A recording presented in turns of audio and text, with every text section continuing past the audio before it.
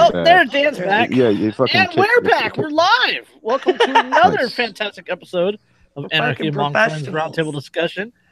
This is episode 47, which I think I titled hashtag nuking me bitch. Yeah. In response to Congressman Salwell or whatever his name is. We'll get to him later.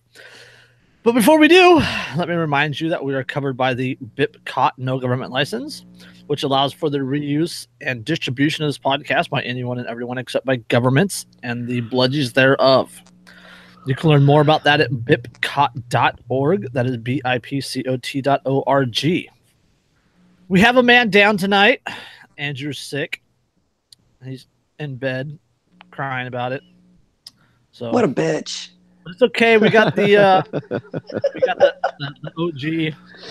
OG crew in the house. What a fucking pussy. He's got a fever and he goes to bed instead of coming on.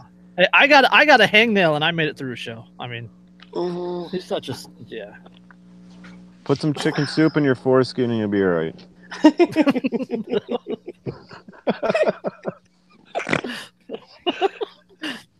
He's goyim. He doesn't have one. Oh, yeah. Hashtag Dan is not a doctor. No, not at all. Don't take my medical advice. Oh, fuck. Oh, I'm going to have to message that one to him. Do it. He should be watching, even if he's too fucking pussy to come on tonight. Yeah, for real. Like, what kind of dedication is that? No shit. I'm not sure if he can be like our ride or die. You know, he's just, I'm not feeling it today. He's fucking former special forces. Yeah, well. But has he ever pushed a human being out of his vag? That's toughness, you guys. I'm just saying. That's like special forces. Yeah. Vagina on command. Yeah. Or vag commando. I am the click commander. Yes. I am the click commander. You do not fuck with me. That shit is gold, dude. I haven't seen that in years. I mean, either. But that just popped in my head. No, I'm going to have to watch that. For real. Hey, baby, you ever have your asshole licked by a fat man in an overcoat?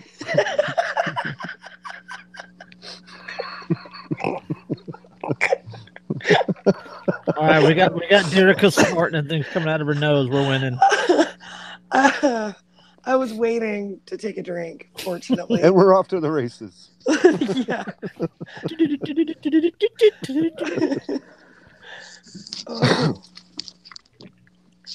We're all total professionals here, you guys. Seriously. Yeah, absolutely. For real. It's without question. I mean, I've already given medical advice.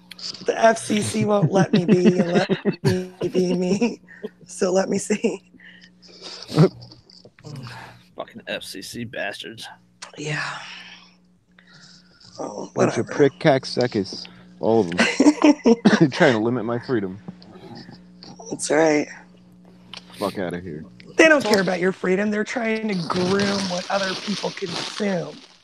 Yeah, that's right. Yeah. So they're no if fun. you were just you being free by yourself and not talking to anybody, they wouldn't give a fuck about you. No, they wouldn't. Actually, no, they probably would. They would probably call him like insane or something like that, and lock him in a padded room. That's true. Force feed him some Ritalin or something. Lobotomize him. You know, I'm glad that like I went to school in the age like before that shit was like really being like pushed on kids. Yeah. Me too. Oh man. Yep. Right. Yeah. Like that's like one of like a dozen fucking reasons that I can think of off like the top of my head right now why I would never send my kid to a fucking public school. Like, you gotta be crazy. I mean, especially they make it so it's boys. almost impossible. They don't make it so it's almost impossible for a family not to send their kids to public school. You know what I mean? But right. But if you can do it. It's especially bad for boys because the public school system is not set up for boys, for the way that boys need to be. They need more activity than they're afforded. in public school, you know, things like Yeah, that. they And get antsy and shit. they yeah. do. That's why boys are like diagnosed at, what is it, like 10 times the rate as girls for shit like Oh, yeah, I'm ADD, sure. ADHD. Yep. Yeah. Even the guy that invented ADD or whatever said on his deathbed, he was like, it's, you know, Yeah, it's all made up. Yeah. Yeah. It was a pharmaceutical fucking ploy. Yeah, it's about indoctrination. I mean, you can't take 4, 5, 6-year-olds and shove them into a room for 6, 7 hours and be like, "Be good, sit down, do what you're told." Exactly. Right. Just be quiet and sit one still. And then one of them doesn't want to sit still, and they're like, "Oh my god, he's got ADD! Let's put pills in his face." Yeah, let's chemically lobotomize the poor kid. Well, like that should be seen as child abuse. Straight the fuck up. It absolutely You're drugging is. children, like, but you twist it in an Orwellian fashion to say we're treating them. No, you're not. It's so fucked, dude. And me personally, like, I have no real issue with public schooling if it's done right. Right? Like, the federal government. I think everybody should have access to an education. Absolutely. I mean, the federal government should not be involved in local education. No. What Derica's kids learn, what Derica's kids go to school for, should be the concern of Derica and the community. Right. Right. It should be the power away from the parents, though, in public school. The people that live in the neighborhood, the people that live, you know, in the local area that send their kids to school there. That's who should be in control of the education. Yep. Not unions, not teachers, not bureaucrats, not the state, especially not the fucking federal government and all this, you know, Common Core BS and Betty Duvois or whatever the hell her last name is. Yeah. No, fuck off out of here. So nowadays, the only way to take back control over how your child is treated during the day and to make sure that they're being given the understanding that is developmentally appropriate for their stage and to take control of what they're learning is to homeschool. It's literally the only way to take back control. So you have to go back to the roots. And then even some states are trying to regulate homeschooling. Yeah, like in certain European countries, it's illegal to homeschool. Yeah. Oh, yeah. Here in California, there was a bill that would allow Child Protective Services to without a warrant, to enter people's homes to check on their children if they are homeschooled. Yeah, because they're not being monitored in the public domain. Yeah. Luckily, they don't trust you with your own fucking children. Well, and they want to document every single thing about your child too. Like it's like they have a fucking file on them from fucking Jump Street. Right. They do. They think they profile. They profile you. You know what I mean? Like based on your education. They think that your child belongs to them and to society. Yeah, absolutely. Well, if you remember Hillary Clinton's comments about it takes a village. Yep. Yeah. That is totally the commie ideal too. Yeah, and her saying that parents play a secondary role in raising children. Yep. Yeah. Because your kids belong to the community. Yeah. Right. Well, it's for the greater good. Yeah. Fuck you. You know what's actually for the greater good is getting out of the fucking way and letting parents raise their own children. Yeah. And see, the whole thing is that like they want to raise the kids because if you look at how things work, right? If a parent has influence on their children, their views, their ideals, their values are going to get instilled into that child as opposed to fucking state programming. And they don't want people aren't as susceptible. Based on like, because I mean, they don't want moral people because if you're like morally principled individual, you're not going to go along with fucking people that are like moral relativists. Right, but if from the beginning of your childhood, you've been groomed to accept this one great authority in your life, and to do whatever they say, then they have you. Well, and they have your children. If they can break into one generation that way, where that's how they lay the foundation. Yeah, keep continuing the cycle. Yeah, and so then these kids grow up. And then they can't even imagine. Like, people are so shocked when I say that I homeschool. Like, oh, that must be so hard. How do you even do that? Like, doesn't do you have to follow us like the state curriculum? And I'm just like, oh my God. Like you can't fucking conceive Yeah, exactly. of any It's like, who other will build way the to roads? educate a child other than for the state to do it. And they get a way more like Jesus. specialized, like personalized education, Yeah. which is more like suited to their style of learning. Absolutely. You know Like what I mean? for Which example, is way more beneficial. yeah. So for example, Caleb, he's at different levels in different textbooks because I get just used textbooks from this website called thebackpack.com.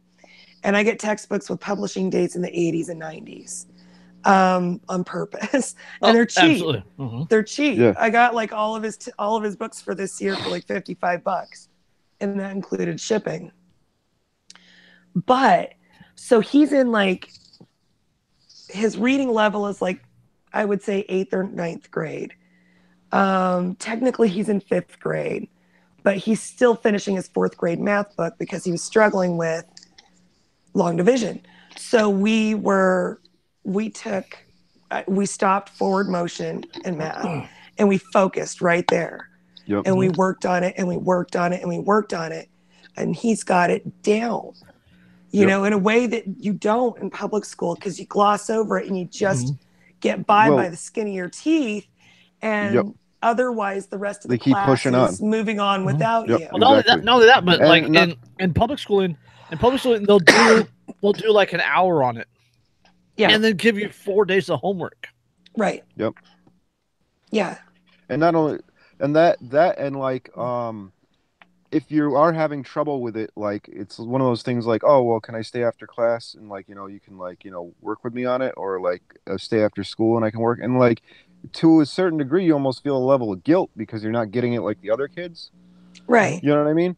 So it's like, oh, that whole like peer pressure factor, like, oh well, I'm not like along with those guys, so it's right, like, oh, exactly. well. There's no comparison against anyone else. Yeah, exactly. You're only I don't give him, trying to better yourself based on your own like last, you know. I don't give him grades like A, B, C. You know, we don't do any of that. I don't even go through and like physically with a red pen correct his work. We just I go over his schoolwork from the day before.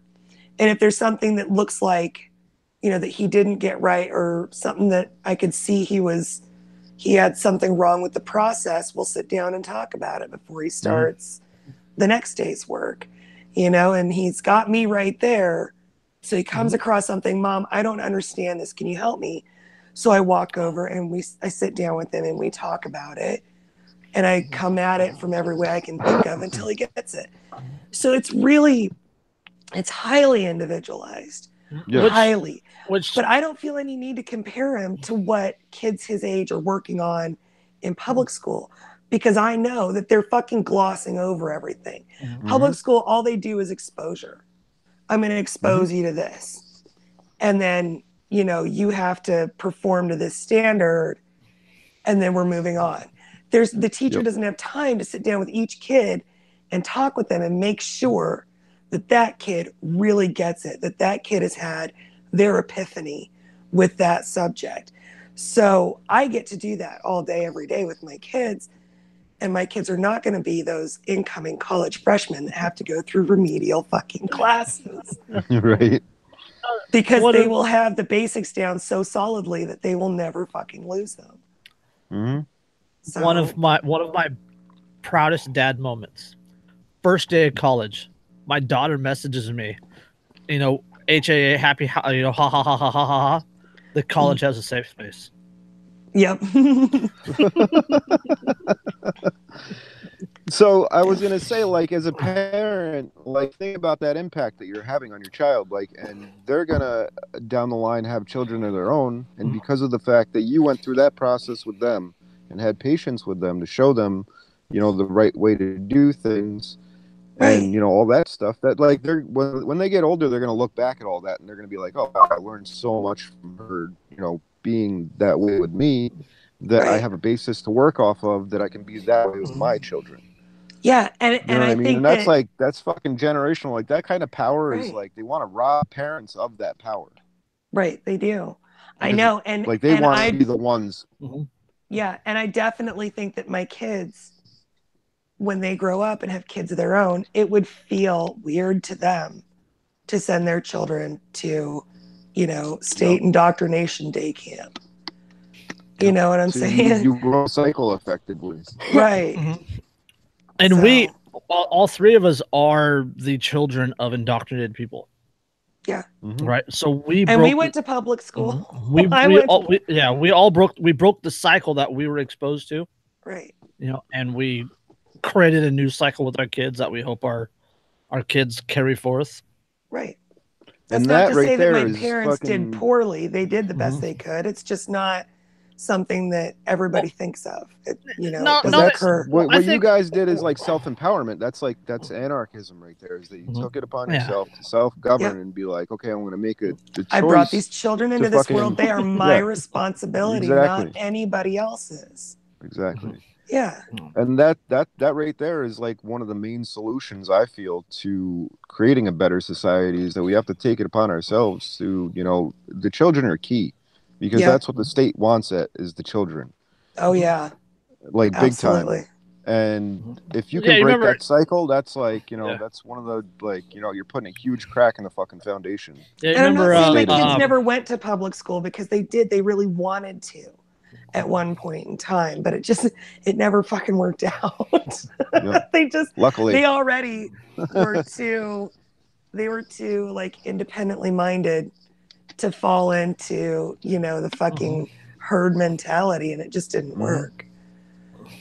So good. Free minds create free people. Yeah. That's right. You got to pass that torch along. Yep.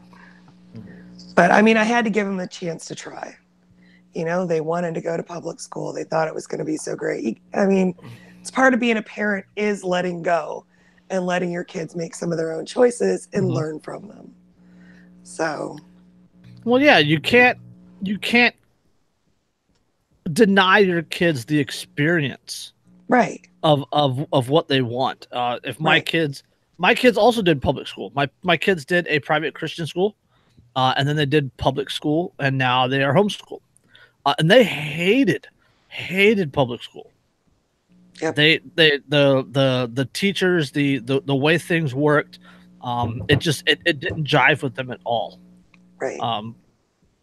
And at homeschool, the system that they're in, my daughter's a high school technically a high school freshman while attending college.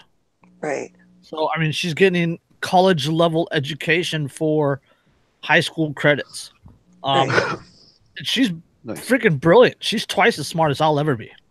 That's awesome. And I credit that to being homeschooled. Yeah. Yep. Yeah, I mean, Declan's only been doing school for 11 weeks. Hashtag spirit animal. Yes. Spirit animal. We've been working on kindergarten work for 11 weeks with him, and he's reading, and he's doing math problems. So no, like, as a parent, that's got to make you proud. Like, I don't know. Yeah, I mean, and he's my easiest kid to homeschool because he's the one whose mind works the exact same fucking way that mine does. Yep. He's my little carbon copy, so he's the easiest one for me to get. It's like easiest for me to put something in front of him in a way that I know that he can take it in and digest it. I struggle with that with Caleb a little bit. I'm always searching with Caleb. You know what I mean? Like, I'm always having to stretch to see things from his perspective and how his mind works. Yeah. That's another one of those things that public schooling fails kids on is not no two kids necessarily learn the same way. There's no, absolutely not. There's like what is it, six types of learning or something like that? At least. I mean, I would say broad categories maybe. And public schooling appeals to one, sometimes two. Yeah. So that leaves a lot of people out in the wind. Right. And Caleb and Declan have the same parents, live in the same home. It's totally different kids. Exact same everything, completely different fucking kids. They could not be more different in learning styles. Like some people are better at like writing down notes and learning that way. Some people are more like are better in terms of like verbal or like like visual learners. Right. So yeah. And like Caleb struggles with like spatial learning, you know, but I was always really good at that. I just got it. It just always clicked for me without even like nobody had to even formally educate me on that. It just clicks for me, and Declan's the same way. You know, so like on each subject, even like math and science and, you know, English and literature and all these things, even subject by subject, kids learn differently. Like they can learn one way easily in one subject, but they can't apply that to a totally different like function. Like the way that you learn in English, if you take notes and that's really effective for you in English, it doesn't mean it's going to be effective for you in math, because math is a whole different ball game. So totally. Like my favorite thing about homeschooling is how responsive it is to the student. And that's what students need. It's totally specialized, and you can't do that in like a 30-kid classroom. No, you can't. 35 here in most of Cali. Yeah. Oh wow. 35 plus. So it's even worse. Yeah. Well. Yep. Plus, there's no bullies in homeschooling. Exactly. Besides the dogs. Yeah. Well, and the brothers. I mean, there's a little sexual assault, but it's mutually consensual. Why do boys always have to grab each other in inappropriate places, you guys? I don't know. I never did that. If you had one, you'd understand. Like I never understood that myself, because I like never like had the fucking desire to like fuck with other dudes and like punch them in the dick or anything like that. Right? I just left people alone. No, I have an older brother. Oh, okay. Right. And my older brother Jake. Oh, okay. Yeah, because it's me, my older brother Jake, and then I have 2 older sisters. Oh, okay. Maybe it's different in just an all-boy house where I'm fucking tired and there's no other female influence. 4 boys. Yeah. Yeah, 4 boys. Yeah. Well, okay. There's my husband. And then there's 4 male progeny. And then there are 3 male dogs. And then there's me. So, yeah. And I'm fucking tired. Mama's riding solo. Yeah. Right? Yeah. My soul is exhausted. Yes. It's like the only way you can explain it, right? Yes. That's a good way to explain it too. Like the physical body might be functioning and highly energized, but the soul is fucking exhausted and ground down. Yeah. She's got an internal Charlie Brown for sure. My soul has become that. Don't nobody got time for that shit, lady. What's that? All right. No, I said Johnny Cash starts playing in the background. I hurt myself today. See if I can. Yeah. Let's move on. Let's move on to one of our topics. Earlier in the podcast, not this podcast, but like I don't know, it had to be like way back in the early episodes. It had to be like a year ago, probably a little bit more. Year and a half. Yeah, way back in the early episodes. We talked about this Amish man from Kentucky. He was, let's see, what was he found guilty of? He was found guilty of, well,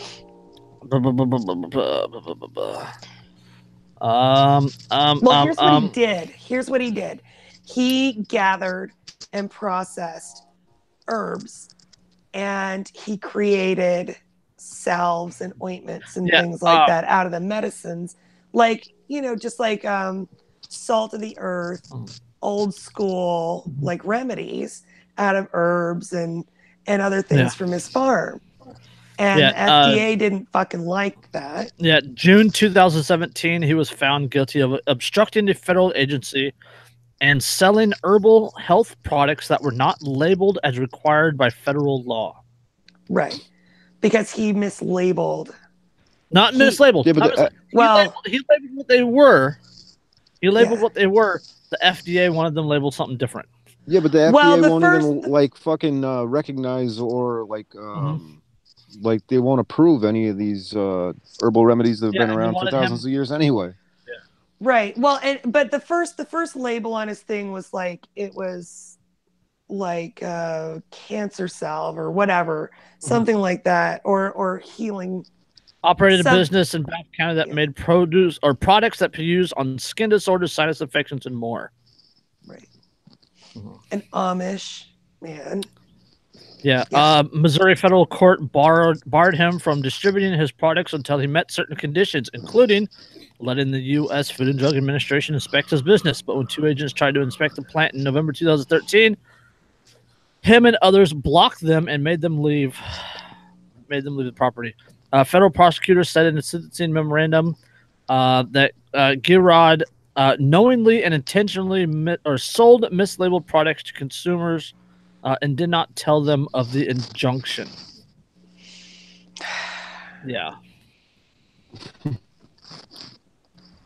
So Ridiculous. he was sentenced to let's see, he was convicted March 2017 on 13 charges, sentenced June 2017 to He's a grandfather, by the way. This is an old Amish man. yeah 58 years old. Wow. He was Oh, sentenced I to thought he was a little 6 older.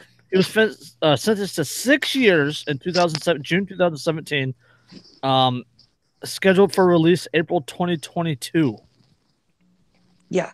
So- Now let's look at history, human history here for a second to gain a little perspective on this. Just a little. He is doing what humanity has been doing for thousands of years Mhm. to treat common ailments. Thousands but they of didn't- years. They didn't have bureaucracy to fucking make shit like way more expensive and like make sure that everything was all right back And then, make sure that only people come who on. contributed to political campaigns were allowed to sell drugs. Exactly. Yeah, I know. Exactly. Yep. Yeah. You can't heal people without the government's permission, Derica. Don't you know? Yeah. Right. Nature is So fucking dangerous absurd, unless dude. you fucking mix it with a whole bunch of polymers in a lab somewhere and Yeah. press it Mhm. into little pills. Yeah. Just So- look at the lights, Derica. Yeah. Yeah. So yeah, either way, he's petitioning Trump for a pardon. Yep. Which he won't get, but No, because fucking dude, if anybody Right. should have been pardoned by Trump, it should have been Julian Assange. yep. I mean, I don't, Yeah. I don't, Instead, I don't they know. have I don't know if he's freaking like warrant controlled out for him. opposition or yeah, like I don't know if Julian Assange is controlled opposition or what, but Mhm. regardless of that, like if you're just gonna base that on like the paradigm that we're sold in terms of that whole thing, in terms of WikiLeaks, he pretty much helped Trump win the fucking presidency by Yeah. releasing like all the Podesta emails and all that stuff. If Yeah. that didn't happen, I don't know if Yeah. Some of the borderliners might have supported Hillary, assuming that voting actually matters at that level. Right. That's what I'm saying. Well, that's why I said within that paradigm Right. that we're sold. So, But like if you're talking about that, you would think that he would be the first person for him to fucking pardon. Like it's kind of crazy. Yeah. Yep. But drain the swamp. Yeah. Screw they'll the fill people. it back up. Screw the people that helped expose the swamp. Yeah. No. So. That's why Hillary's not in jail. Yeah. Well. Well, this guy should get a pardon. He should never have been in fucking prison in the first place. Yeah. No. It's just another example of, government abuses of fucking power. Mhm. Not that their power is abusive to fucking begin with. Let's get that very clear. Exactly. Just the fact that their power exists is a fucking abuse of human rights. Mhm. But within the paradigm, as Dan said, they are going even beyond the boundaries of what they're supposed to be doing as public servants. Yeah. So that leads right into the conversation we're going to talk about with Nuke Happy cocksucker there. Salwell, I think. Swallow. We call him Swallower. Democratic Representative Eric Swalwell from California. Oh, surprise, Shocker. surprise. Douchebag. So yeah, to the reason the podcast is, or this episode is named the way it is, Democratic Representative Eric Swalwell, Democrat from California, caused a firestorm on Friday when he suggested using nuclear weapons against American citizens who oppose his far-left gun control agenda, which includes forcing Americans to give up their semi-automatic weapons. Now, this is about the Twitter thread, right? Because I Yes. read that. Yeah. Okay. Yes. Yeah, he was going back and forth with what's his name there? Joe Biggs. Joe Biggs, the guy who used to be on InfoWars. Yeah, Swalwell made the comments in response to a May News article on his radical plan that widely recirculated on Twitter on Friday, in which he called for a $15 billion government program to confiscate millions of guns from Americans. Yeah, and you know what kills me right off the bat? Right fucking there. Yeah, seriously. This guy uses the term, now I hate it when they do this, fucking liberals. Listen, they think that the term semi-automatic is scary. So they want to take all semi-automatic weapons. You realize that fucking 6-shooter is semi-automatic? Like, exactly. Do they not know what fucking semi-automatic means? One pull, one shot. That's semi-automatic. You just don't have to like pocket in between each shot. And well, not only that, but like fully automatic isn't even fucking sensible unless you're like trying to lay down suppressing fire or something like that. Yeah, well, I mean, because you get like fucking muzzle rise and shit. Like, you know, you're not gonna get any accuracy on your fucking shots. Yeah, but I mean, for self-defense, semi-automatic is perfectly adequate. Yeah, it's ideal. Yeah, but they say semi-automatic and they keep saying it, and I've run into people like this in threads, and they're like, nobody needs semi-automatic weapons. Yeah. No, this goes beyond semi-automatic. This is like assault, right, but I wanted to hammer on that point for a second though, is that, you know, I've ran into liberals. They're like, nobody needs a semi-automatic weapon, and I was like, what do you think that means? Well, where you can just spray bullets at people. That's not what fucking semi-automatic means, you assholes. It's because they've been like programmed through fucking Hollywood movies and shit. Yeah. It's because they've been told. Right. Yeah. So for starters, I am they're being the funny part is that they're being told this shit. Tell people to fucking disarm, and the people that are telling them to say that are Hollywood fucking liberals that fucking shoot people up in their goddamn movies. Right. With and they have armed security. And they have armed security. Here's another point. Here's another point for you that I don't think anyone has really publicly talked about. But they call for a confiscation on civilian-owned firearms. Right? Well, who's going to confiscate the civilian-owned firearms? Cops. Yeah, who's gonna? Right? The cops in the military, right? Line. Right? Yeah, and what are they going to be using to enforce that? Hold on. Are they going to take the civilian-owned firearms that the police and military own? Of course not. The state keeps Because check this out, right? Just about every this guy's willing just about every person in the military has privately owned firearms. Yeah. Right? Yeah, if you're calling for a blanket firearm confiscation, you're going to take firearms from the people that are taking firearms from people? Yeah. Exactly. And you think they're going to be on your side with that? They'll probably get to keep their own privately owned ones because you know, they're part of the government gang, so right. You know, they get a special exemption. Yeah. But check this out, right? Or like the people, take guns away from domestic abusers. You mean 40% of the fucking police force? Okay. Or mentally unstable people, half of the force. Yeah. Because they're on fucking, like, you know, psychotropic drugs. If you remember back a couple years ago, SSRIs and shit. Well, if you remember back a couple years ago, DHS, they put out that list of like 72 characteristics of potential terrorists. Yeah. And the cops like all cops fit every one of them. Conservatives fit every one of them. Libertarians fit every single one of them. Anarchists fit like 90% of them. Like literally like 3/4 of the population fit that list in some way. Oh, of course. Yeah. So and the people that list could be used as some sort of Yeah, it was the mental MIAC And report. what fucking some sort of kills me danger. about it, what kills me about Yeah. it is that the people who wrote that list fit every fucking Mm-hmm. criteria on that list. They just Well, didn't surprise, put surprise. they just didn't put a last bullet point at the end that says, but you're not us. Yeah. Like it's Yeah, okay exactly. for us, but Yeah. it's Yep. not okay for you. So yeah, okay. So back to the article. Okay, so John Cardillo, he posted the link and it says, "Make no mistakes, Democrats want to eradicate the Second Amendment, ban and seize all guns, and have all power rest with the state. These people are dangerously obsessed with power." Joe Big shared it and said, "So basically, at Rep Swalwell wants a war, because that's what you get. You're out of your fucking mind if you think I give up my rights and give the government all the power." This guy's a statist, but we're not going to get to that. Yeah. Right. Yeah. Right.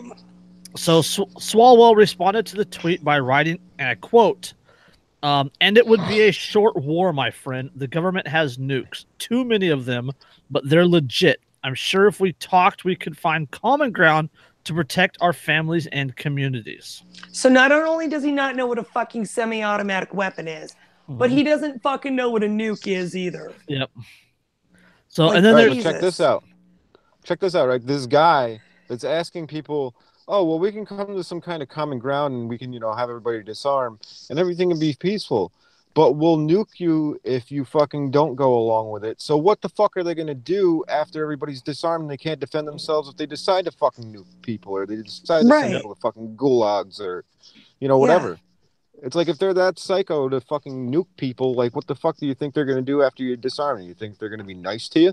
And not only that, look, for anybody who doesn't fucking know, which I'm sure is only this Swalwell guy, I'm sure everybody else on the fucking planet knows this.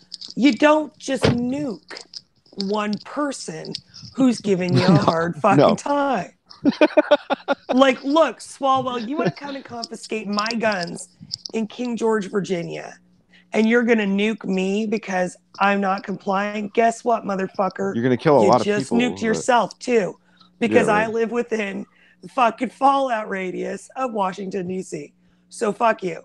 Like, how do you not know? You don't nuke a person. You nuke a fucking region of a state.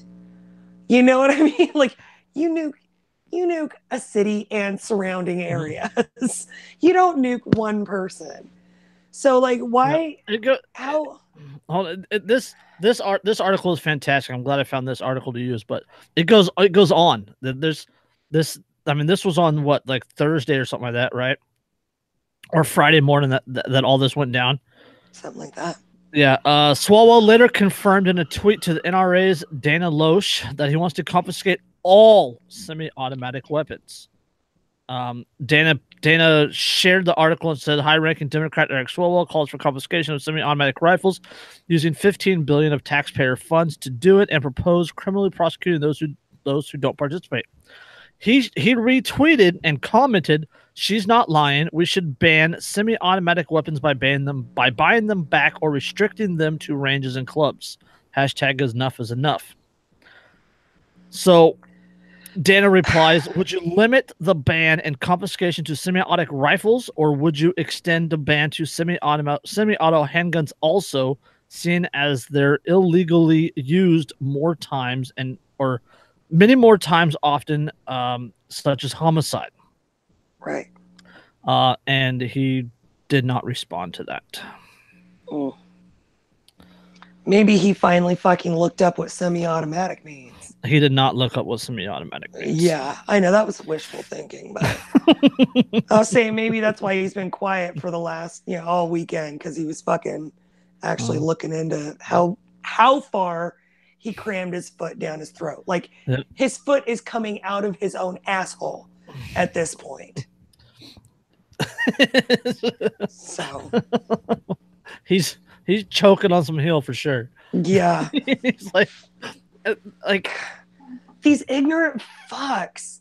Like, they think that they understand, they don't need to listen to their opposition, and they just, guns are bad, okay, and that's like all they need to know. Holy shit. you can't know what you're even talking about unless you put in some research into how these things fucking function. Well, yeah, look at Feinstein's famous quote about her gun experience comes from looking at thousands of pictures of firearms. Oh my God. Like that's a total paraphrase on her quote, but that was the gist of it. Like she's an expert on firearms because she looked at thousands of pictures of firearms. Holy Oh my shit. God. And this was like, I don't know, this was like 10 or 15 years ago when she said this, but yeah. I mean, this guy Swalwell. Do you think Justin would ever call himself an expert if he hadn't spent thousands of hours at the range shooting guns? You're right. No. Like he'd fucking surrender his man card at that point. Like, I mean, unless you dedicate your life to something, you're not an expert. You can't be an expert. Yeah, you're not a fucking expert. You're not an expert. God. I've dedicated almost every waking moment of my life for 16 years to raising children too. But that doesn't make me a fucking expert by any stretch of the imagination.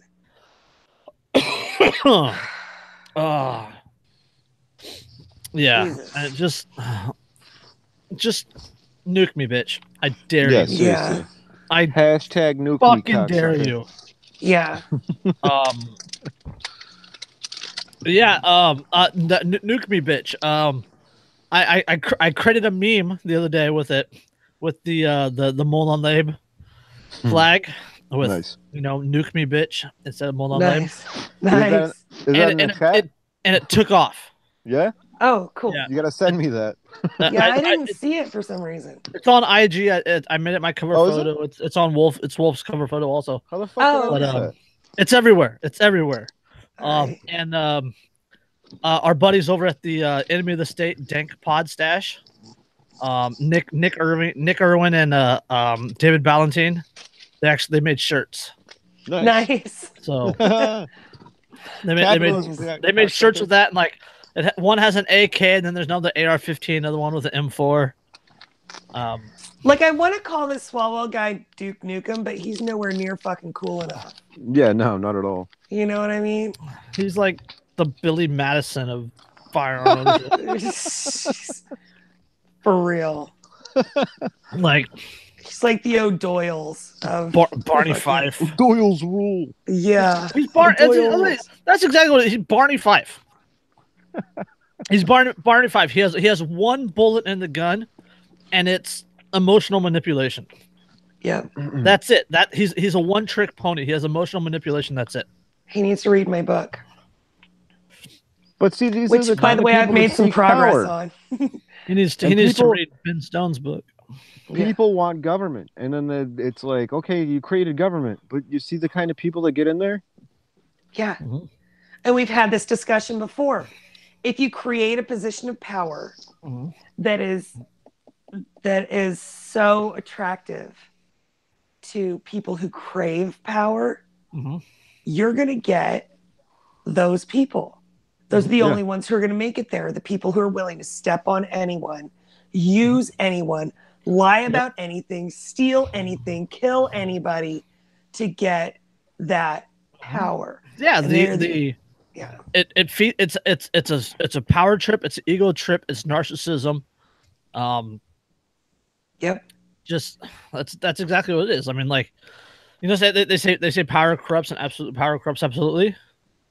Well, that's true, but power also attracts the worst elements of society, like flies to dog shit. Well, like we've said a million times on the show before, it's like anybody that believes in like liberty and like freedom for everyone and just wants people to live in, peace. I mean, relative peace. You're never going to have 100% peace across the board. That's just impossible. It's not human nature. Right. But anyway, that's besides the point. But you can have not war, which is what we get with governments. That's what I mean.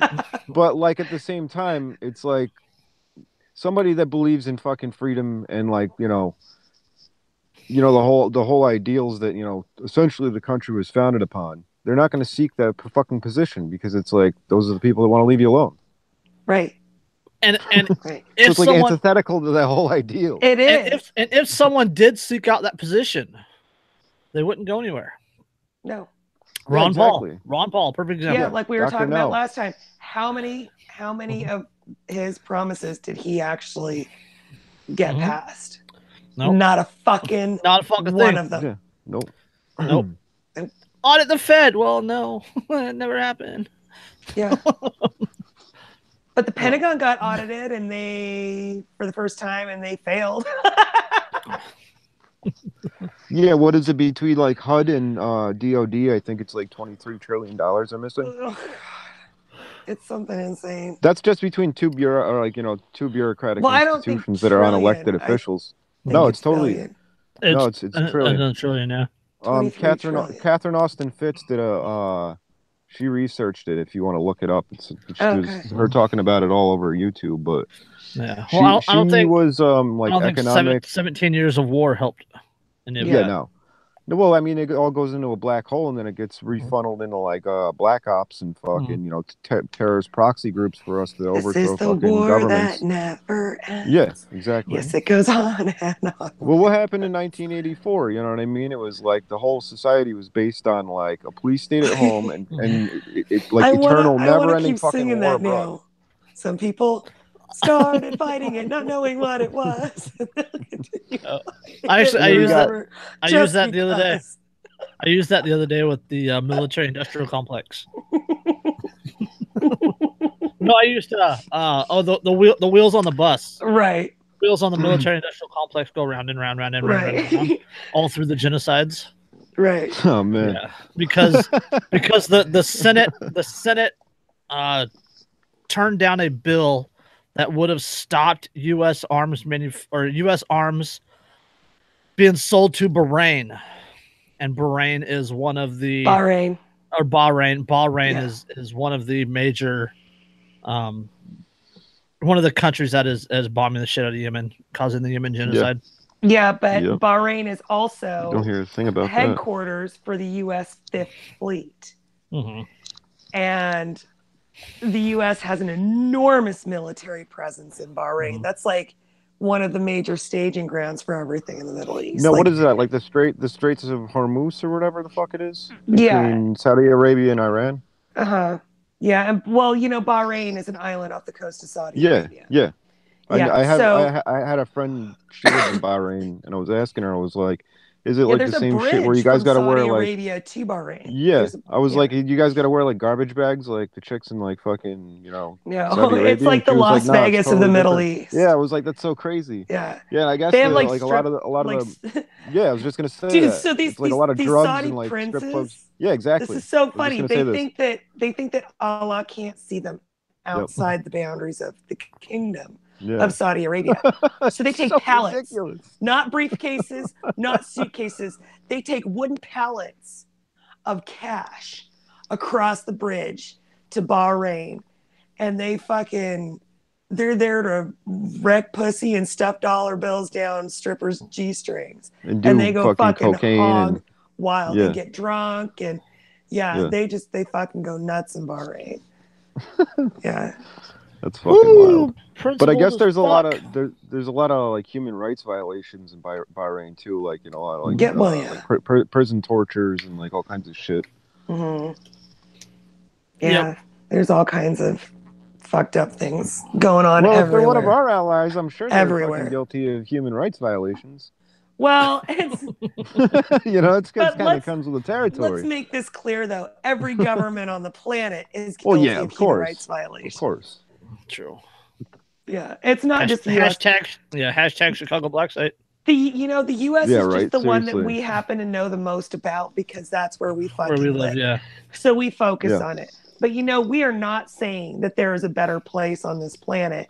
This whole planet is a fucking shithole of government coercion. It's different plantations. Except for maybe Switzerland. All plantations suck.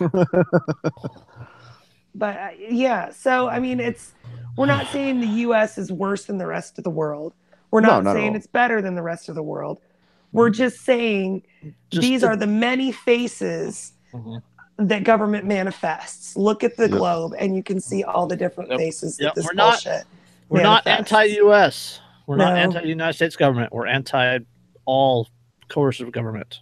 Yeah. Yeah. So, speaking of government and elections, this is from this. This is so like this is government summed up so nicely.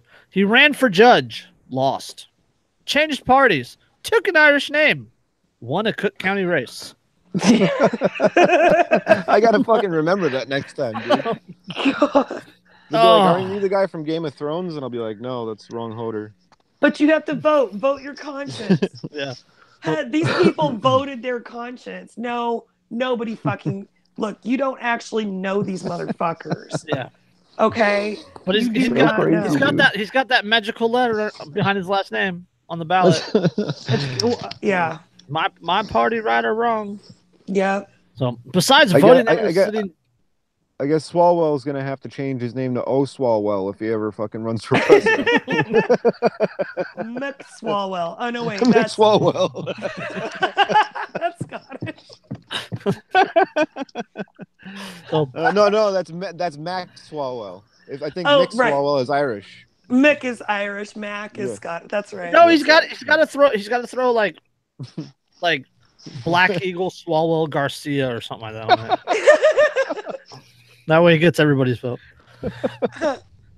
Now, besides voting out a sitting judge on Tuesday for the first time since 1990, Cook County voters also elected a Democrat to be judge for the Northwest Suburbs 13th Sub-Circuit for the first time since the county established sub-circuits in 1992.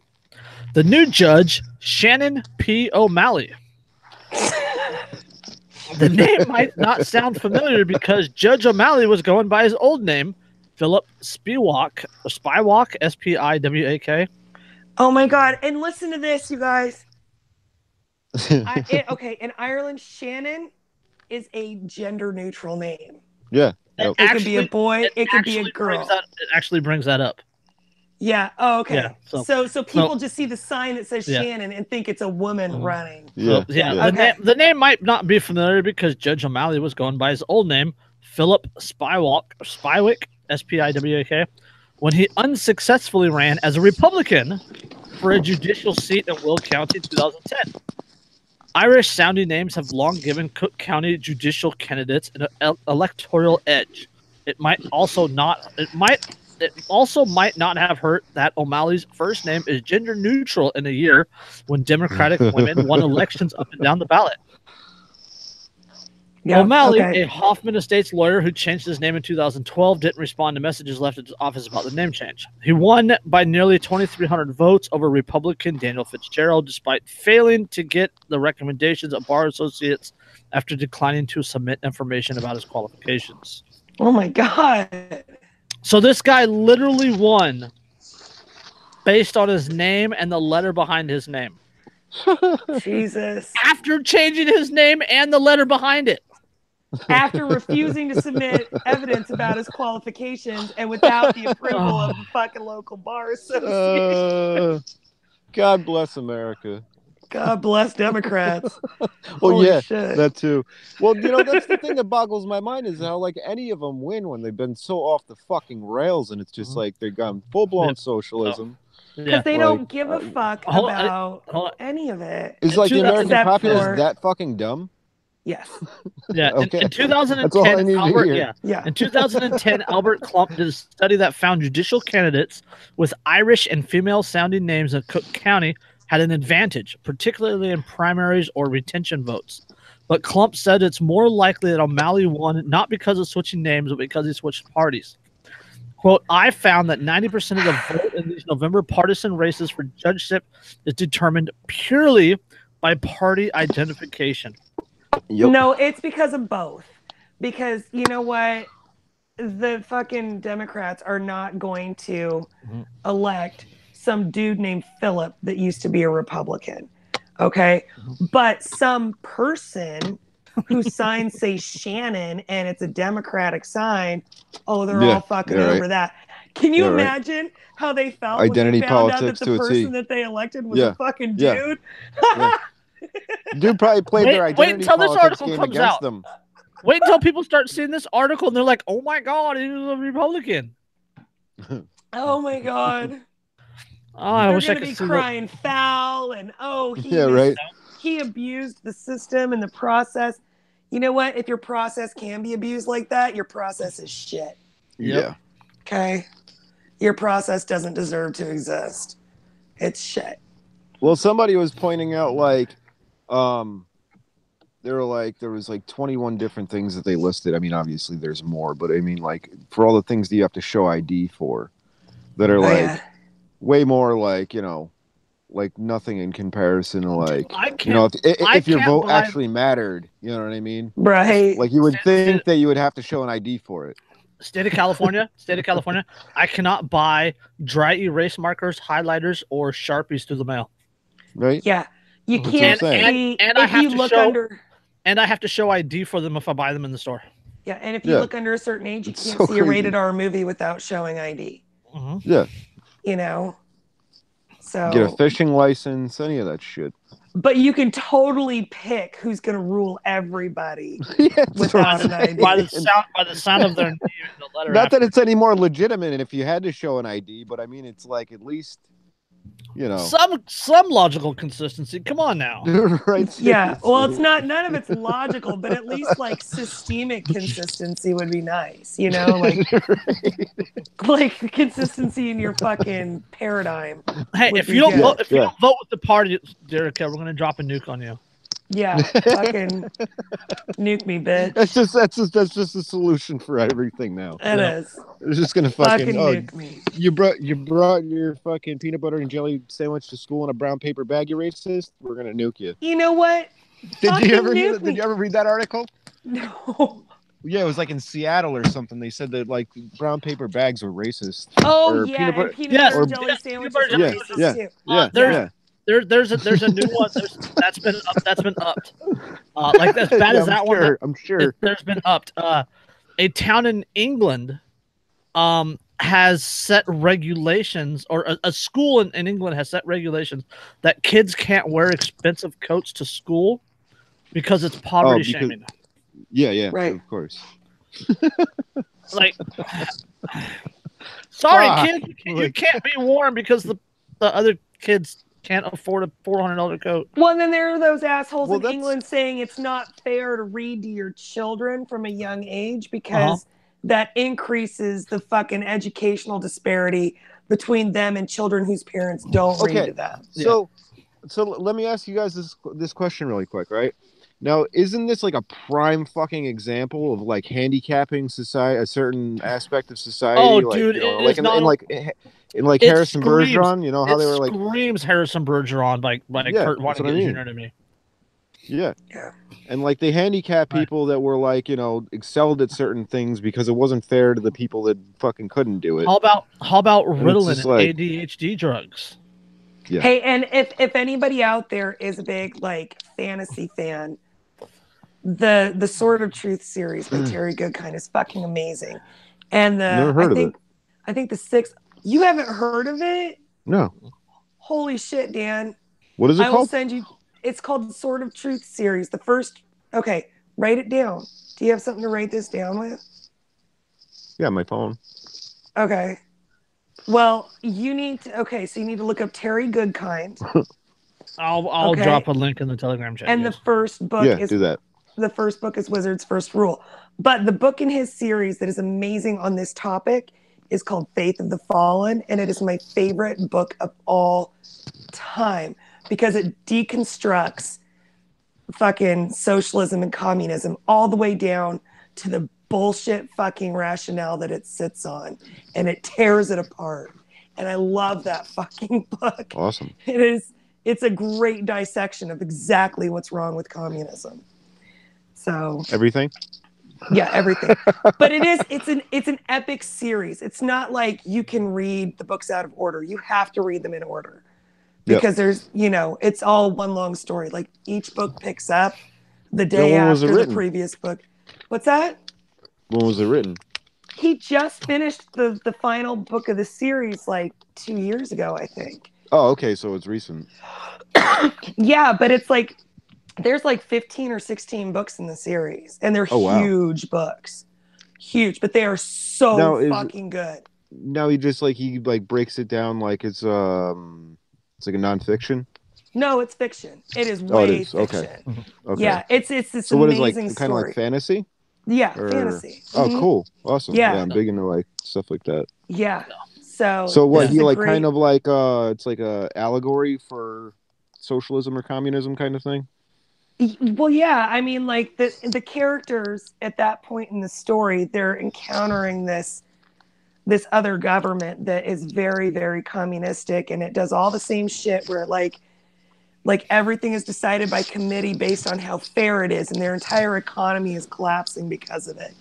And and he starts this like revolution in the fucking heart of this wicked empire. It's really fucking good. It's really good. So at any rate, that reminded me of those books. So if you're into fantasy and you're a Liberty lover and you haven't read Terry Goodkind's Sword of Truth series yet, what the fuck have you been doing with your life? Jesus, Derica. I'm serious. Don't shame me. Well, I'm just saying those books are probably responsible for building the foundation in me that made me receptive to the ideals of liberty. Huh. You know what I mean?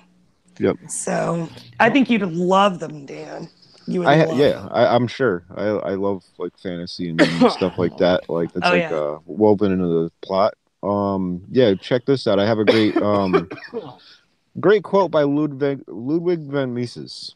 Mm-hmm. This is: the champions of socialism call themselves progressives, but they recommend a system which is characterized by rigid observance of routine and by a resistance to every kind of improvement.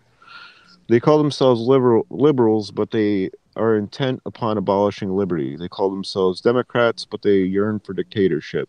They call themselves revolutionaries, but they want to make the government omnipotent. They promise the blessings of the Garden of Eden, but they plan to transform the world into a gigantic post office. Every man a subordinate clerk in the bureau. Mm-hmm. Yep, they're fascists. They are fucking fascists. Yep.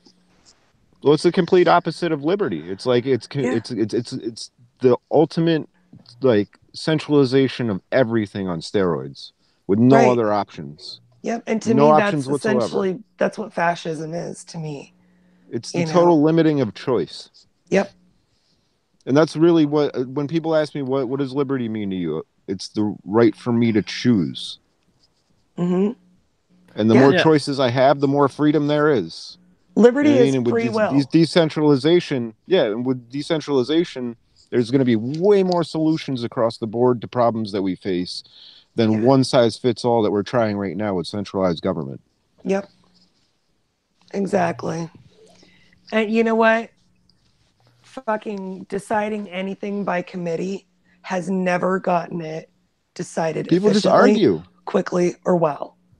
You always let people decide what works best for them, right? And then right, and people are going to be like, oh well, that works for them. I'm going to do what they're doing, obviously, because or whatever. Right. Because when you make it a committee decision, you're going to end up with a solution that doesn't actually work, because it had to be gerrymandered to fit into everybody's opinions of how things should go. Yep. And it had to be filtered through all the egos on the committee and blah, blah, blah, blah, blah, blah. Yeah, and there was tons of compromise. Right, exactly. And you're going to get a one-size-fits-all. It's like selling shoes. If the government sold shoes, they would be one-size-fits-all, but in reality, they would only fit a size 2. So nobody would fucking have shoes. Because and there would be a beat-up ass fucking pair of like Converse All-Stars, but not even Converse All-Stars. They'd be like a generic brand. Right. And they'd fit only people with one fucking shoe size, and they wouldn't fit anybody else. They would fit the and average the rubber part foot in the front and is like nobody cut off. else. Yeah. So your foot can hang over if it's too big. Yeah. Or you're probably not even afforded that luxury. And then they would have middle of the night no-knock raids for people who got shoes on the black market that actually fucking fit. Oh my God! Now that you're just talking crazy. Yeah, well, where the shoes are getting nuked? Yeah. That's right. Where the shoes are getting nuked. I mean, that's just crazy. And if you talk, tried I mean, like, to people... not buy shoes and just go barefoot, they would fucking come and take your children away. Well, then you'd have to pay a fine next year with taxes. Right. Just like Obamacare. Right. But it wasn't a tax, but it was a tax. Right. By, the tax the that wasn't. It's Schrodinger's tax.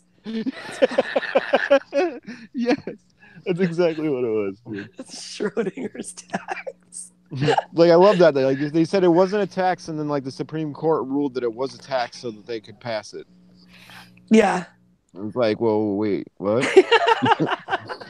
And everybody was like, yay, free health care, but not really. Yeah, hang on a second. And prices went up everywhere. I wonder why. Yeah, exactly. Yeah. Yeah. Yeah, and coverage went down. Once again, limiting of choice. Oh my God! Yep. Wow, look at that. Yep, and people can't even use their insurance because they can't. They don't even get all the way through their fucking deductibles. $8 million. Yeah. And Andrew finally got back to me. He says that your medical advice, Dan, seems vaguely unhelpful, but again, he's no doctor. You got to put a noodle in your urethra. Vaguely, holy shit! Vaguely unhelpful. Vaguely unhelpful, yeah. What the fuck? It's vaguely likely to give you fucking blisters on your dick. Is what? No. You gotta like let it cool down to room temperature. You can't be putting that shit in your fucking. Now it fucking makes boiling sense. right out of the fucking pot. Jesus Christ! What kind of fucking maniac do you think I am? I'm still confident I didn't do it right. That makes sense. Seriously, now you're gonna have to go to the hospital for that. You fucking Looney Tune. Pornhub offers free blowjobs for upstate New York residents. Right into that fucking transition. Yeah, that's a good segue. Yeah. International pornography portal Pornhub has launched a promotion in New York offering free leaf removal services. The website will work with a local company to help ease resident seasonal labor while promoting their brand. During fall, nature unveils her most alluring and vibrant colors, but her bounty is not always appreciated by the residents who have to remove the countless fallen leaves from their property. This year, however, residents of Dutchess County, upstate New York, will have an unusual ally, a porn site. Oh my God. Dude, Dutchess County is like not far from me at all. Public service. Who would have thought? But who will build the roads? Domino's will build the roads. Clients are going to get blown. Yeah. They'll be blown away. The campaign is suggestively titled Pornhub Blows America, and the company's press release. See? I was on the marketing team. That is damn good PR, you guys. And the company's press release was unsurprisingly not short of thematic jokes. Quote, this fall, Pornhub is lending a hand in offering to blow America and remove your leaves for free. After all, we're experts when it comes to blowing and sucking. So who wants to get blown by Pornhub? Oh my God. Wrote the company's vice president, Corey Price. Do you see, you guys? Humor does more for your freedom than the fucking government does. Oh yeah, absolutely. Humor and wanting to build goodwill in the community and, you know, wanting to get their brand out there and in front of people's faces drives these companies, these huge companies, to do things that are good for the fucking community. All right? I mean, without government, who would build the fucking roads? We know, we've been over this how many fucking times? Like, how many times do we have to show you that there is incentive to help people? There is incentive. The market provides incentive for helping other people. It always has, and it always fucking will. Domino's will build the roads and fix the potholes. Pornhub will blow your lawn for you. Well, maybe cannabis dispensaries should fix the potholes. There's got to be a joke now in we're there talking. somewhere. Yeah. I mean, you got to find the right match between like problem and like a pithy solution that fits with a specific company, and then they can capitalize on the humor that surrounds it. There's nothing wrong with that. You want to get stoned? Smoke some pot and we'll fill your holes. Yeah. Nobody should have a hole where their pot should be. The flip side of that coin, Kansas City health inspectors throw away food meant for the homeless. Oh, this Good fucking guys. shit makes me so mad. Good guys. Oh, this is so much. This is so much.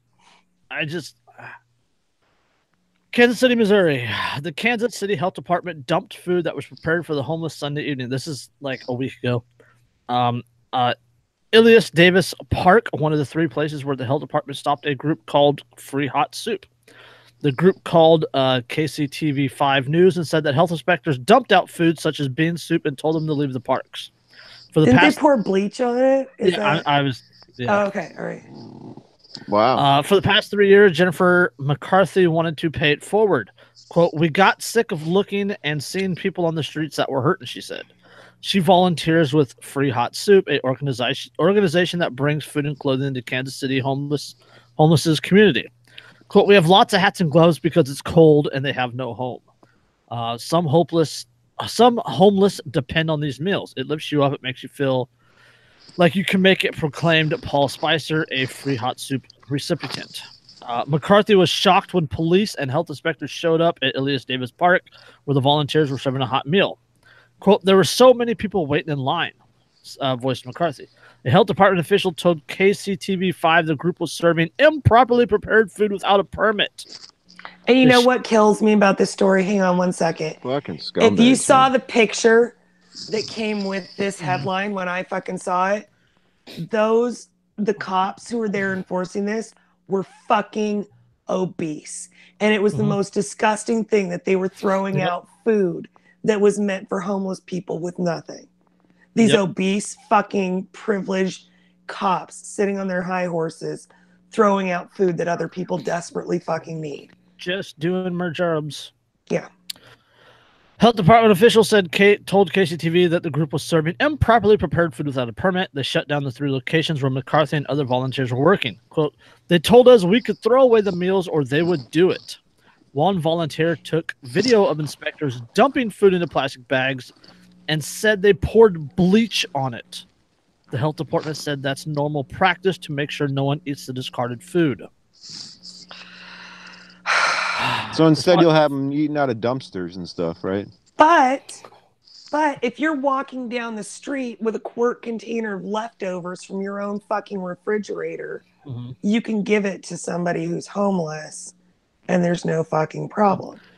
It's just when you try to organize and help a whole bunch of them at once that they give you fucking trouble about it. Despite what happened, McCarthy continued her weekly route with the food she and volunteers had left.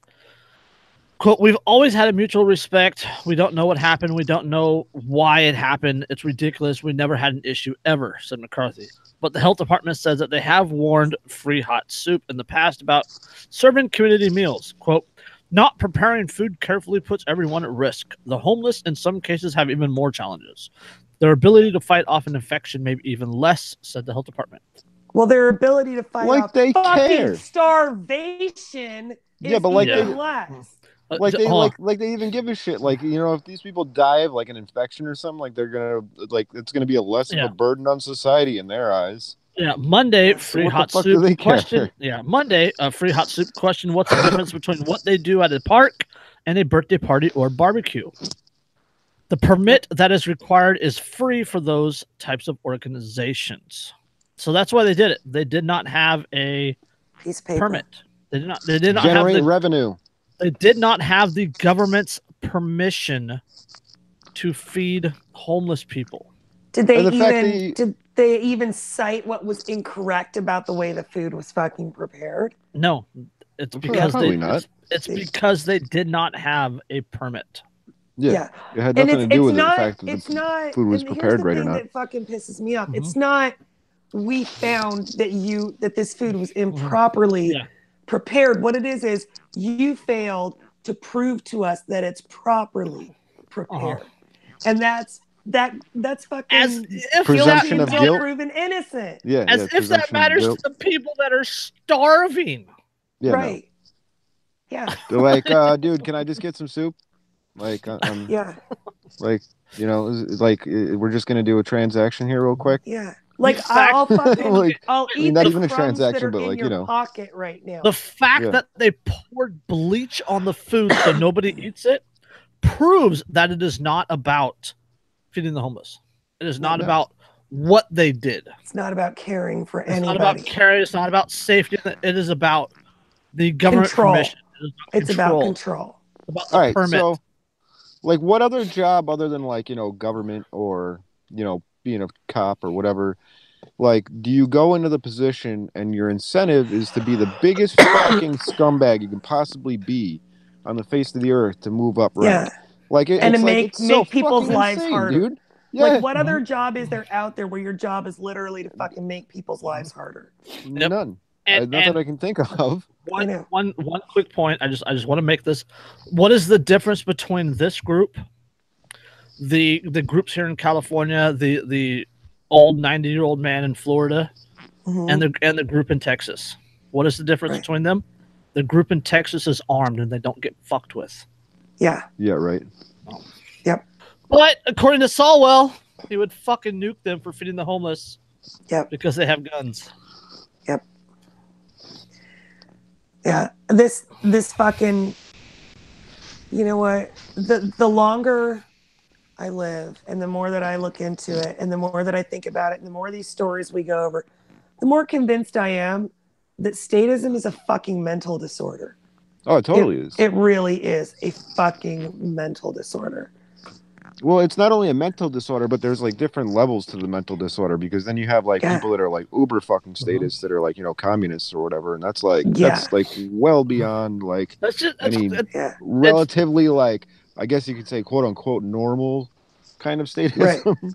Like your everyday super patriotic nationalism. It's not like that. It's like it's never enough control. No, that's like international centralization like of everything. Globalist. Yeah, that's pretty much what they want. I mean, that was the main agenda behind the communist movement to begin with, was internationalism. Yeah. Like you guys remember in history class reading about the Roman gladiators, right? And how gladiators each had their own schools where they were owned essentially by the rich and elite, and they were trained to fight at these schools, and then they went into the arena and they fought each other, and whoever, and they were slaves. And then whichever slave won that house or school or whatever you want to call it, they were paid a guild. They were paid money and blah blah blah. Yep. It's the and modern day prestige and political clout and social currency, and modern day politics is no different. Nope. Yeah, right. It's still just fucking bread and circuses. Well, it really is. Jesse Ventura was like one of the people that put it like best, and he said, because you know he was a former professional wrestler, other than being like, you know, movie star and a governor and shit. But he was like, you know, since he's like, I had experience as a governor or whatever. He's like, so I got to see behind the scenes of like what goes on, and he's like, and they all, you know, pretend to be, you know, foes, like, you know, people in the, you know, fucking wrestling. It's no different than wrestling. And then behind the scenes, they're all fucking buddies and, you know, hanging out with each other and shit. And it's like, hello, like the perfect example of this was like, what was it? Joe Biden just like awarded the fucking Philadelphia Liberty Medal. Liberty Medal to George Bush for like, you know, I got one even better than that. The cause of freedom and shit. Like, it's like, what the fuck, dude? Like, they're all in on it. I got one even the Democrats, you know, took over the House. Took control of the House, like majority in the House. The moment they took that over, Nancy Pelosi said impeaching Trump is off the board. Yeah, really. The next day, Trump endorsed her for the House majority speaker. Yeah, I saw that. Like, and now people don't want her to be. Now people don't want her, or people. But taking the down Party Trump is the exact platform that every fucking Democrat campaign on. Exactly. Yeah. They're fucking using people, and people just not only that, don't see it. Not only that, but if they think that that's going to go anywhere, that's going to be like the same shit as Bill Clinton, like when they impeached him in the House, but the Senate didn't fucking kick him out of office. Right. And not like they'll have anything on him anyway. Like they haven't found anything yet. Yeah, and how many Americans do you think that the word impeach means kick out of office? Oh, Yeah, I've more than seen half. people use it that so way, many. and it's So many people. So God, many that's people not think what it that means, impeachment is though. kicked well, they out. don't understand how government works, though. Most of them. Yeah, If that's they true. They never You took know, a civics. They never took a civics class. If they understood well, how but they government tell works, us to take civics classes because we obviously don't understand because we don't believe in any of it, and that just kills me. Because I mean, like I could sit here for 3 hours and explain, this process for, how bills become laws and, and how lobbyists relate to Yeah. congressmen and how these things have to go back and forth through committees and like I could fucking explain all this shit to you. Just because I don't believe in it doesn't mean that I don't fucking know how it works. Well, you should I be And knowledgeable. if I you're know- using the word I know how it impeach works. for kicking him out of office, then Uh-huh. I guarantee I know how it works better than you do. Yeah, I know well, that's how it exactly- works. That's why I don't support it. Exactly. That's exact. Yeah. Well, that's the whole thing. It's like people think that like just because you're an anarchist or whatever, and you don't believe that there should be That you're just apathetic and you centralized never governance. bothered to. Yeah, that you don't give a fuck. But it's like most of God. us understand how the shit operates better than fucking any like Yeah. like civics I'll professor tell you or what, something. it's not like, you know because what I don't mean? It's give a like, fuck. It's because I gave so much of a fuck and I spent so much time and Right, energy exactly. learning about this Mhm. that I finally fucking gathered enough information to give me the whole picture. And you know what? The whole picture I is want fucking out. rotten. I want Yeah. out. I'll I'm even fucking out of go a here. step I'm further. Like, opting out. Yep. I'll even go a step further. Like, I have no issue with government. If people want to live under government, if people want to pay taxes and Well, have if it's police, voluntary. libraries, roads, all that good stuff, I have no issue with that. I have a major issue with it being forced on people. Yes. Yeah. I Yeah. do And not. to me, that's contractual. what If you're gonna defines do it it, as a it should be government. contractual. Otherwise, Like, it's and otherwise it's trade. If it's forceful, Yeah. it's government. Otherwise, it's trade, in my opinion. But like, if you want all those services and things like that, exactly, and you want to pay the taxes and you want to be part of this society, fine. But you know what? You need to let me not be a fucking part of it. But see, the that's whole my thing is that they should have you sign a contract when you're old enough and knowledgeable enough and paying taxes to understand that, okay, this is what I'm signing into, not when you're So, like, born when out of you're your 30. fucking mother's Nope. womb. Like when you're 30. Well, what I'm saying is, like, when they sign your birth certificate, that's them signing you up for citizenship. Like, you have no Yeah. knowledge of that. Your parents are doing it for you. Yeah. fuck your social contract. Well, that's But what they I'm saying. can't do that But because that's how they hoodwink you. so many people would opt out. Yeah, exactly. So they can't give you the choice. Yeah, no.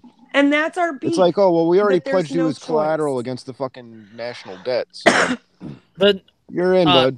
speaking of national debt, last month, October 2018, $100.5 billion deficit Oh, in sweet. one month.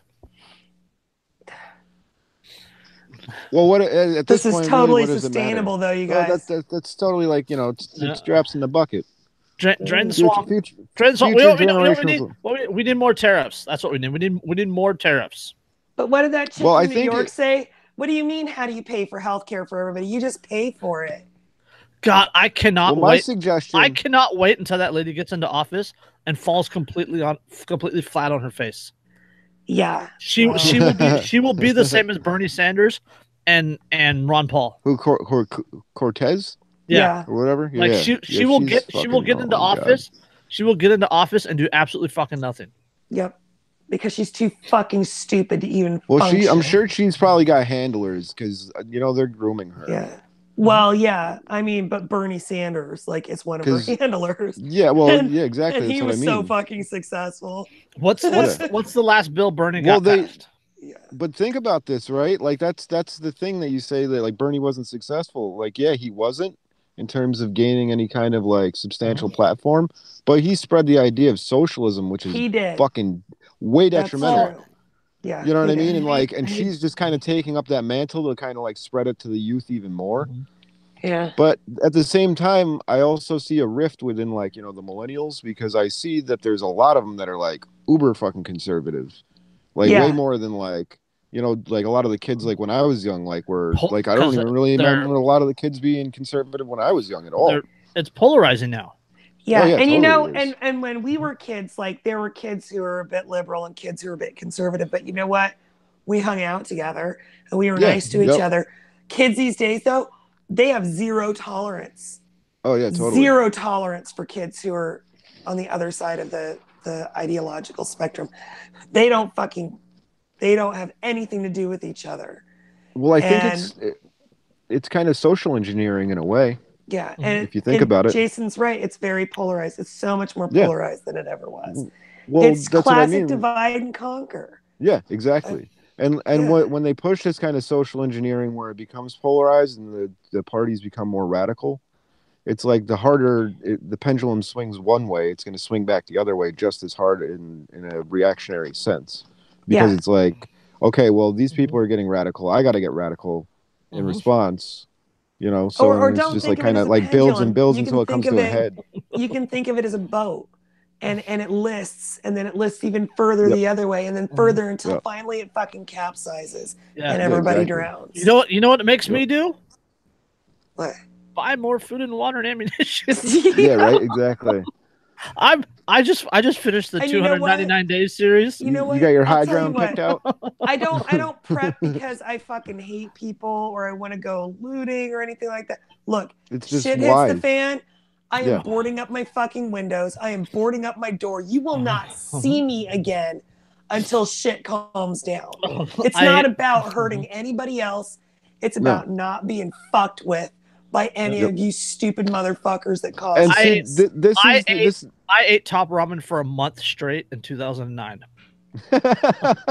You should get an award for that. I'm not fucking doing that again. But see, this is a prime example of like why they target people that are preppers, because it's like those are the people that they know aren't going to be dependent on the state. Right. And that just highlights the fact that like, okay, those people are a threat because they're not willing to be dependent. Yeah, but they're not going to be good little slaves and go along. No, but that's what I mean. They're like the no, state. I know. I know what you're saying. Yeah, but it makes me crazy when they say you're a threat. Who have you're I not threatened? at all. That's what I mean. Like you're a threat to the ideology. I'm threatening to what? Stay in my house and survive the fucking shitstorm that you because created. I don't mean to threaten in terms of like you're gonna blow something the fuck up. You're Yeah. a threat to the ideology. You're a glitch in the matrix. Yeah. Exactly. You're an outlier. You don't fit comfortably into their boxes. Yeah, well, their boxes are fucking bullshit. Fuck their boxes. And you can see that they're slowly engineering society towards that whole communist Chinese ideal that they got going on with the Sesame credit, social score, where it's like Venezuela, self-reinforcing. Yeah. Oh well, they're gonna roll it out globally eventually. Yeah, they're gonna try to. Venezuela's instituting that now. That came out right after a story about 3 million people escaping socialism in Venezuela. Yeah, well, that's what I mean. Like when things get too far outside the party line, they need something to combat. They need a way to re-exert their control and their authority. Back to the box real quick. You guys remember Anarchy goats? Mm-hmm. Yep. On this day, on my memories, it's a Banksy quote, and it says, "Think outside the box, collapse the box, and take a fucking sharp knife to it." There you go. Box cutter that motherfucker. Mm-hmm. I'm not the take a sharp knife to it type. I'm the fucking just leave me the fuck alone. I don't want to be in your box. Okay, I know there's people who want to be in your box, and good for them. But you know what? I don't know why they fucking hate people like us so much. Why do you want to forcibly make us part of your fucking society? We're rabble rousers. We change people's minds. We cause you fucking problems. We make waves. Why don't you just let us go? It's better for you to have the ones that want to be there. Seriously. Yeah. Mm-hmm. Why do you gotta make us we'll fucking cause problems for you? Why do you want to make us stay? I think the main reason why I cause problems in the first place is because of the fact that they want me to be like that. If they just left me the fuck alone, I wouldn't bother anybody. Right. Yep. I tell people that all the time. Like if we lived under a staunchly constitutional government, I would have very little to complain about. Right. I would, well, of course, it'd be limited in its scope. I would still because- complain. I would still complain about some things, but Right. I would But have the very US There'd be no way for a Constitution- fucking police state to exist in that Yeah. under that structure. But as the Constitution was written, it was a damn good attempt, you know. And if Oh it yeah, had from been monarchies and stuff. Yeah. right, if it were anything more than just fucking lip service of rich white elite men who then didn't even follow it themselves, let alone all of their fucking other people that came into their offices later, if it had been religiously adhered to, I wouldn't be an anarchist right now because I would have very little to bitch about. I would See, not either. Yeah. Like if I had to roll it back to any point, I'd say Articles of Confederation because Articles- I think that'd be Right, it but would I mean, be better even- off if it was a yeah. loosely confederated, group of The states. articles Right. the Articles of Confederation was a lot stronger on limiting the growth of federal government. Right. Well, yeah, because it was Right. like it was all powers was regulated to the state, Right. and But the so more much of- local you can get with governance, if you can get it all the way down to the individual, that's ideal. Yep. Right. But the more local you can get it, the more power the people have over what's going on in terms of their elected officials being corrupt. Like, you know what I mean? Like if But what we're saying somebody's is not going that to pull it's some like- stupid shit if they live in a community where people are going to show up at their house at fucking 2 a.m. with pitchforks and shit and fucking run them out of fucking town. But what Yep. I'm saying is that I don't have to live in an ideal world.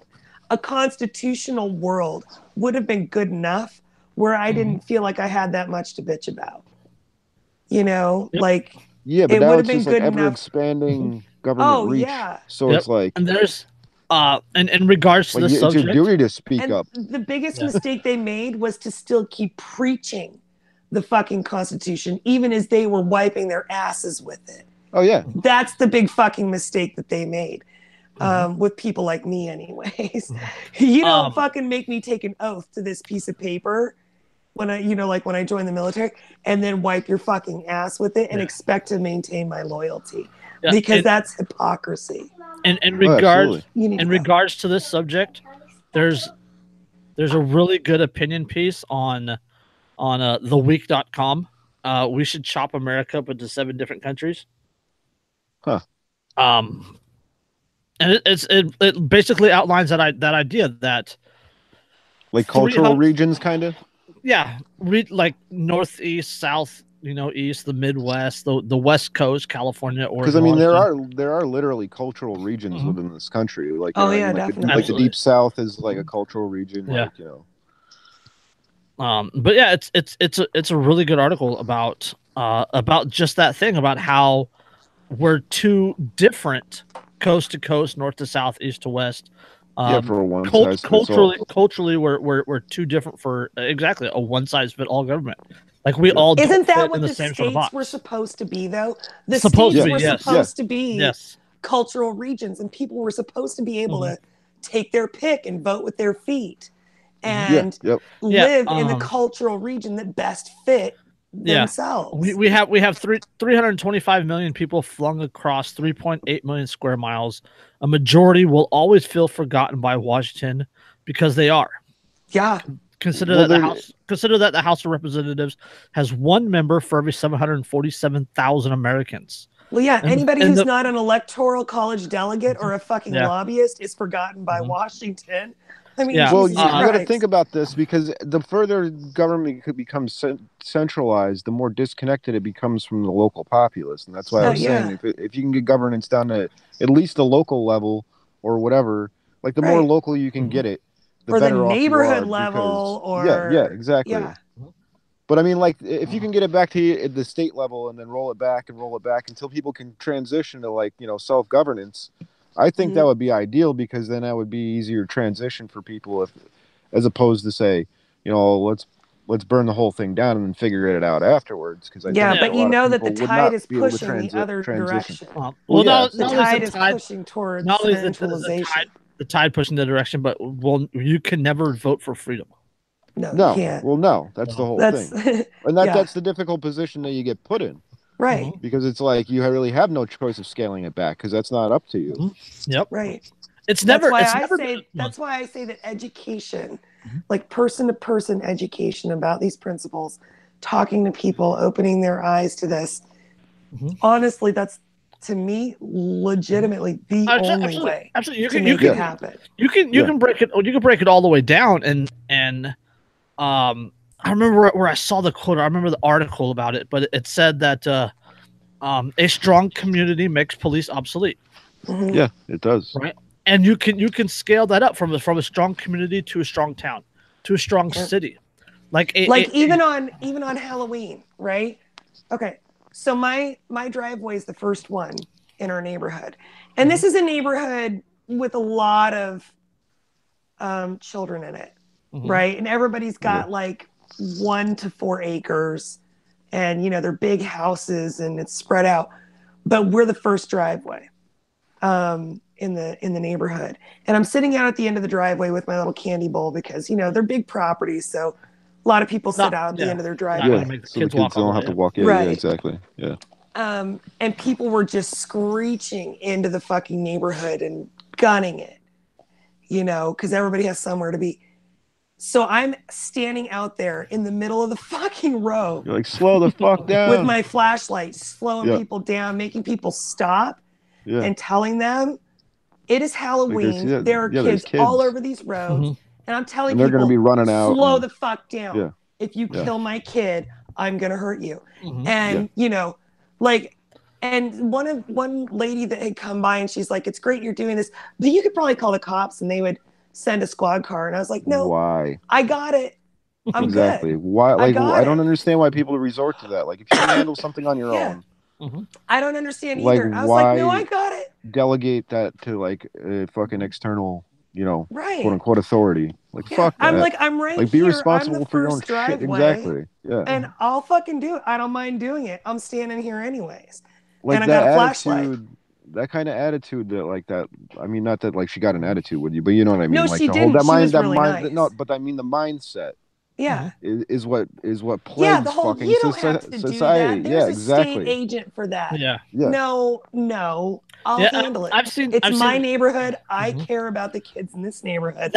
I will take care of it. We've actually talked about that mentality before. This again, it had to be more than a year ago. We talked about a neighborhood that put in speed bumps. They put in speed bumps, and the city came out and tore up the speed bumps because they didn't have a permit. Yeah, I think I remember that. There's also one about they put in a stop sign or something like that. And the city came out and removed the stop sign. And then crosswalks, and there's a place in Texas that had the crosswalks, and the city came and fucking removed those. Yep. Well, that's why Carl Hess, like, 2 of my favorite quotes by him. Like, the dude's got so many good things that he wrote. Carl Hess is my homeboy. Yeah, 2 of the things that he wrote that like really like to me kind of like were just like so simplistic but like wow kind of things. It was like the most revolutionary thing you can do is get to know your neighbor, and the other one was, in order to survive, neighborhoods are going to have to secede. Yeah. Yeah, because, I mean, who else? You have the most in common with the people that you live the closest to.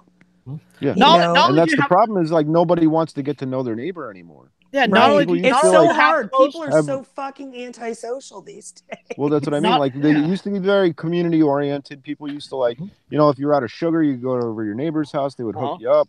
Whatever, you know what I mean? Like, I remember that the bigger government has gotten, the less important the neighborhood is. I remember when I was little, we were living on Clearland Circle in West Pittsburgh, California, which is now called Bay Point. And that's not communism, by the way. No, it's just fucking voluntarily helping people out. Cooperation. Yeah, exactly. And we lived on kind of on the corner of the long straight of the neighborhood. The neighborhood was kind of in a D shape. And like the dads went out and measured off and used spray paint and drew us a football field in the middle of the street. Nice. And there was probably 15 of us, maybe 18 of us that lived like on that straightaway or right around the corner. Dude, street football was mad fun. And that's what like every other day, every weekend we were out there playing football. The dads were out there playing football. Like the moms would bring out lemonade and we'd all hang out. And this wasn't like, this wasn't the 1940s and 1950s. I mean, this was like This was like the late 1980s. Yeah, my neighborhood in the 80s was very much like that heartwarming too. It was a shit to me. cul-de-sac. Like hearing stuff like that. I lived in a cul-de-sac in the 80s, and it was just like that. Like I wish it was like that still. Yeah. Like I live in an apartment complex, and we have about 20 apartments here, 22 apartments, something like that, and probably 18 of them, 17, 18 of them have kids, and the kids are always playing in the parking lot. Yeah. Right? But that doesn't happen anywhere else in our neighborhood. Yeah. But I believe it's because of the little community that we have here, the people that we have here. I've lived in this apartment for almost 10 years now. And I know the people in other apartments here for 15, 18, 25 years. Right? So I'm familiar with them. I've talked to them. We know each other. And then that allows us to associate with other people and bring them in and show them this little community. And we have a great little community here. When people come into the apartment complex fast, you'll hear people yelling, you'll hear people screaming, and they don't do it again. They're like people only speed into this apartment complex once. Right. And it's because of the strong community. Like we all watch out for each other's kids. Right. Yep.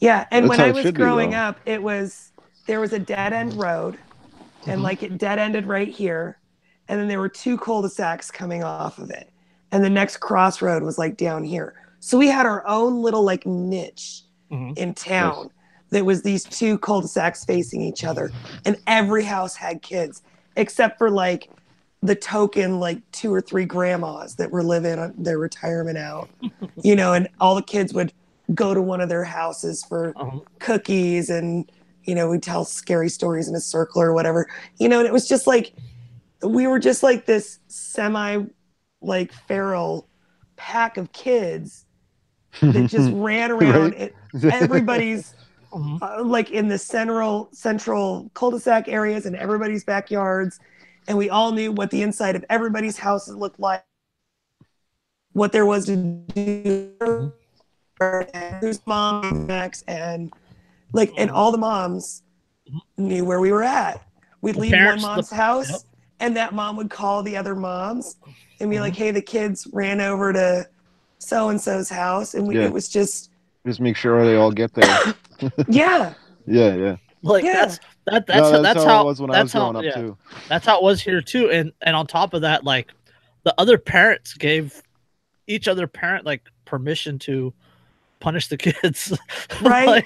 So you were accountable. You were accountable no matter where you were at. To every adult in your little community. There's no fucking slipping up. Yeah.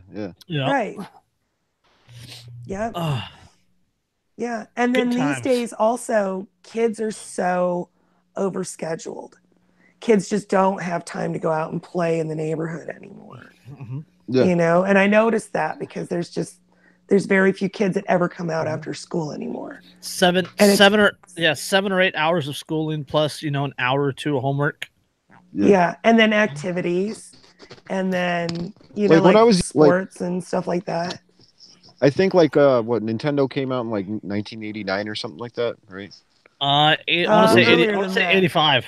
That's what I was saying. 84, 85. Was it really? Yeah. Huh. Anyway, I remember getting one like I think it was like around like 89. And even when I got that, it wasn't like I sat in the house and played video games all day. Like I was always like fucking, because like all my buddies within the neighborhood. We had one cartridge, Super Mario Brothers and Duck Hunt. We had one fucking cartridge. And there's only so much time you can spend playing that shit. Yeah, exactly. Only little brothers remember the name of the green guy. Luigi. Yeah, right. Yeah. They always got stuck with Luigi. Yeah. So, all right. Do we have another article, by the way? Anything else? Yeah, I got a couple articles. What time is it though? Like 6 more minutes. Yeah, we've got a few minutes. Private firefighters. How about that? Okay. Oh yeah. Kim and Kanye hire private firefighters to save their home and their neighborhood. Now let's start with this disclaimer. I hate Kim and Kanye, and I think they're fucking disgusting human beings. I cannot stand them. I can't fucking stand them. However, that will not color my opinion of what they did here. Kim Kardashian, Kanye West's $60 million mansion was unscathed in the devastating California wildfires, thanks to a private team of firefighters they hired to battle the blazes. The power couple is being praised by neighbors in their Hidden Hills neighborhood for shelling out for a squad of smoke eaters who dug trenches in order to keep the inferno at bay. The couple's mansion is situated at the end of a cul-de-sac adjacent to a field that could have threatened the rest of the block had it gone up in flames. Neighbors told TMZ that Kardashian and West saved their homes. Good for them. Absolutely Private good market, for them. That's a private market ANCAP win. fucking fire department. Yep. Yep. ANCAP is fuck. And people are losing their minds over it. Yeah, they're well, yeah, because I mean, you're like gonna have your lefty kind of argument that like, oh, it's not fair to, it's not fair to the rest of us that can't afford firefighters. Yeah, we couldn't afford it. Blah blah blah blah blah blah blah. Well, see, it's funny because I was talking to a guy the other day, and he was like a transportation driver, right? And he said that this guy was complaining that it's not fair that everybody can't bring their kids to Disney World, and he was like, well, you do understand that the people that do bring their kids there work their fucking ass off to be able to afford that to bring their kid there. So it's not like they're privileged. They like actually had to fucking like achieve they saved that. and they scrimped and they for a lot of people it's a once in a lifetime thing. Yeah, and he was like, you know, he's like, that's what's fucking wrong with society is that you guys think that you're fucking entitled to everything, like, you know, and it doesn't work that way. Yeah. Or that nobody is entitled to things that they've earned if it goes beyond what you've earned. Yeah, exactly. Like, you know, there's the whole philosophy of the left is envy.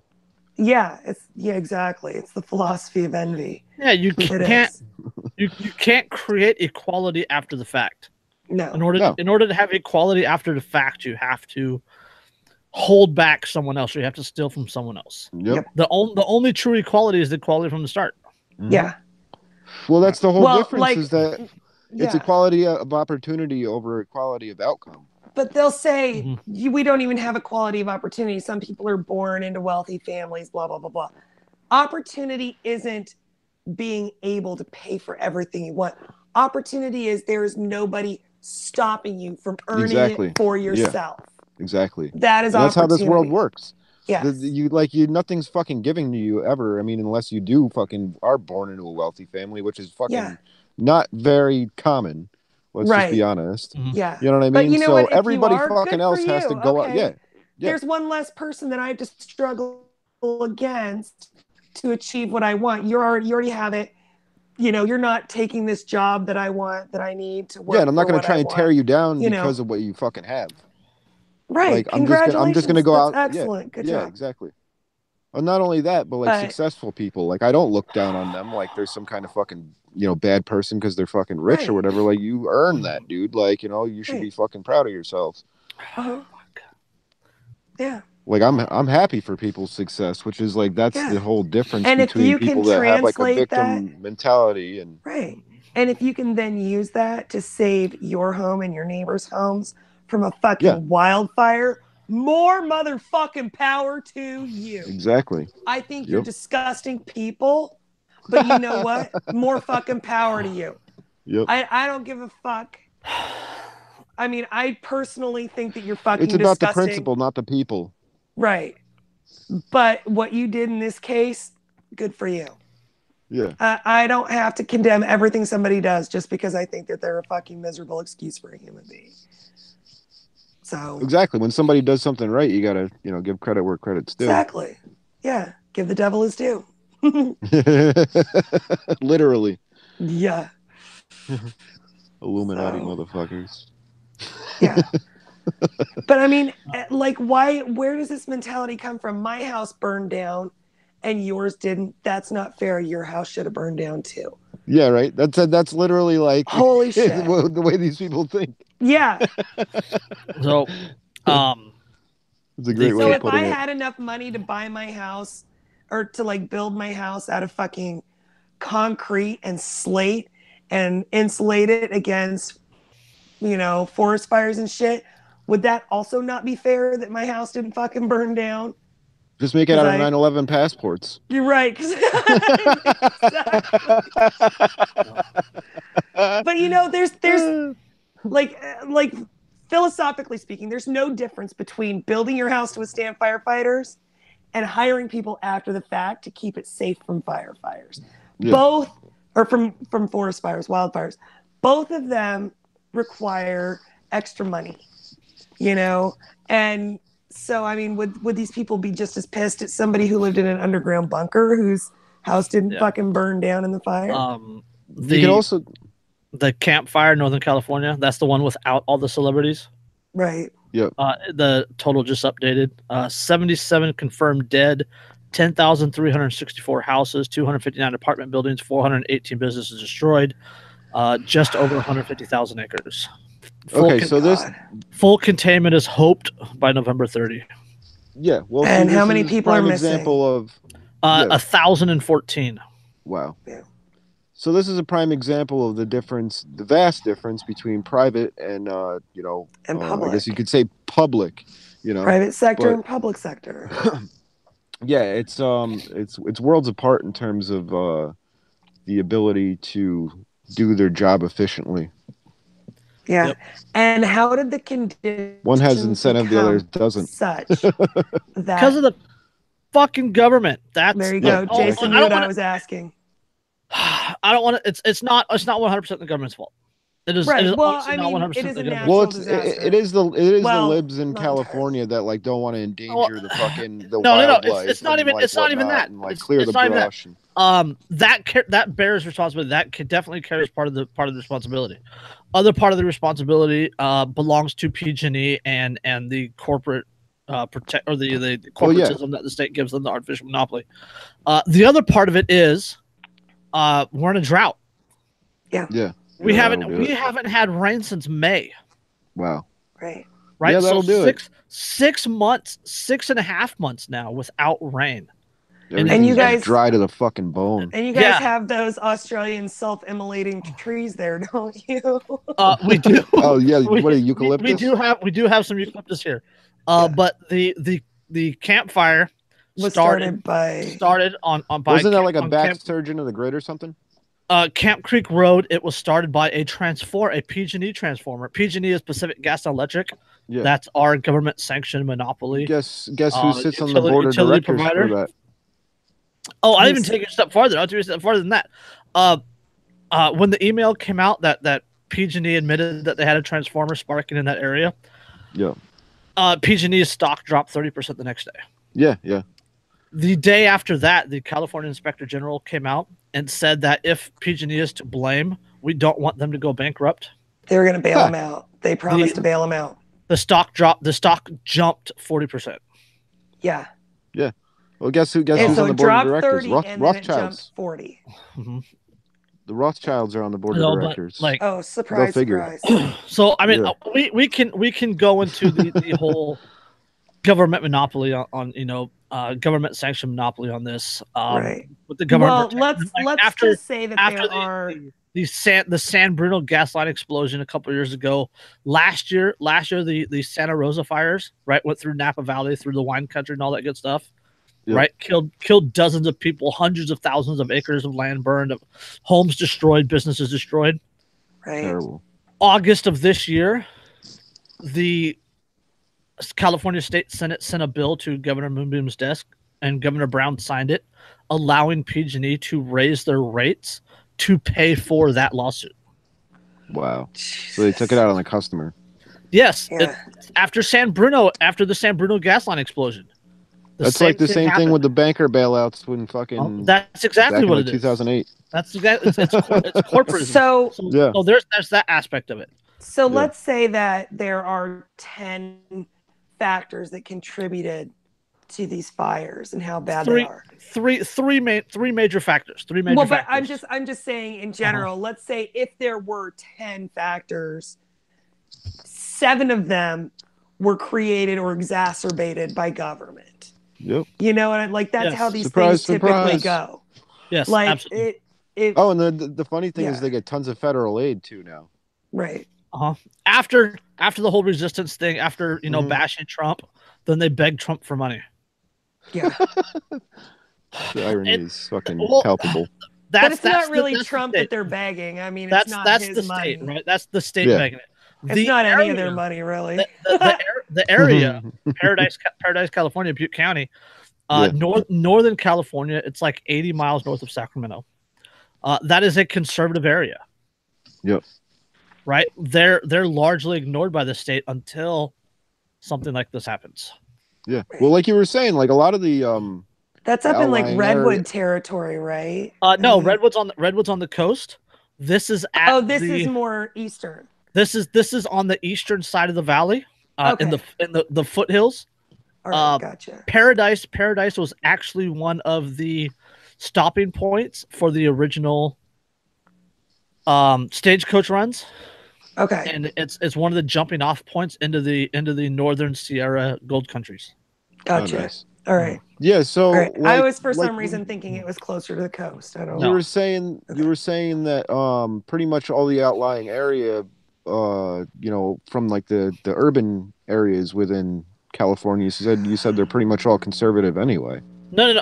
Yeah, the conservative area, or the urban areas, the San Francisco Bay Area, the LA area, Sacramento for the most part. Those are the three larger areas in California in terms of urban environments. Yeah. All Democrat. Yeah. Outside of those areas is largely conservative. Even into like the Redwoods up into Humboldt County and Modoc County. That area up there, even that's even libertarian.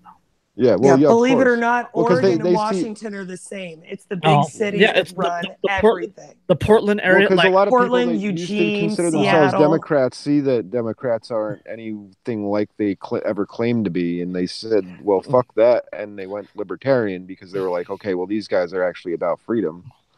Mm-hmm. Well, there's a very live and let live vibe. Yeah. Of to parts of Northern California, like to the Redwood Coast.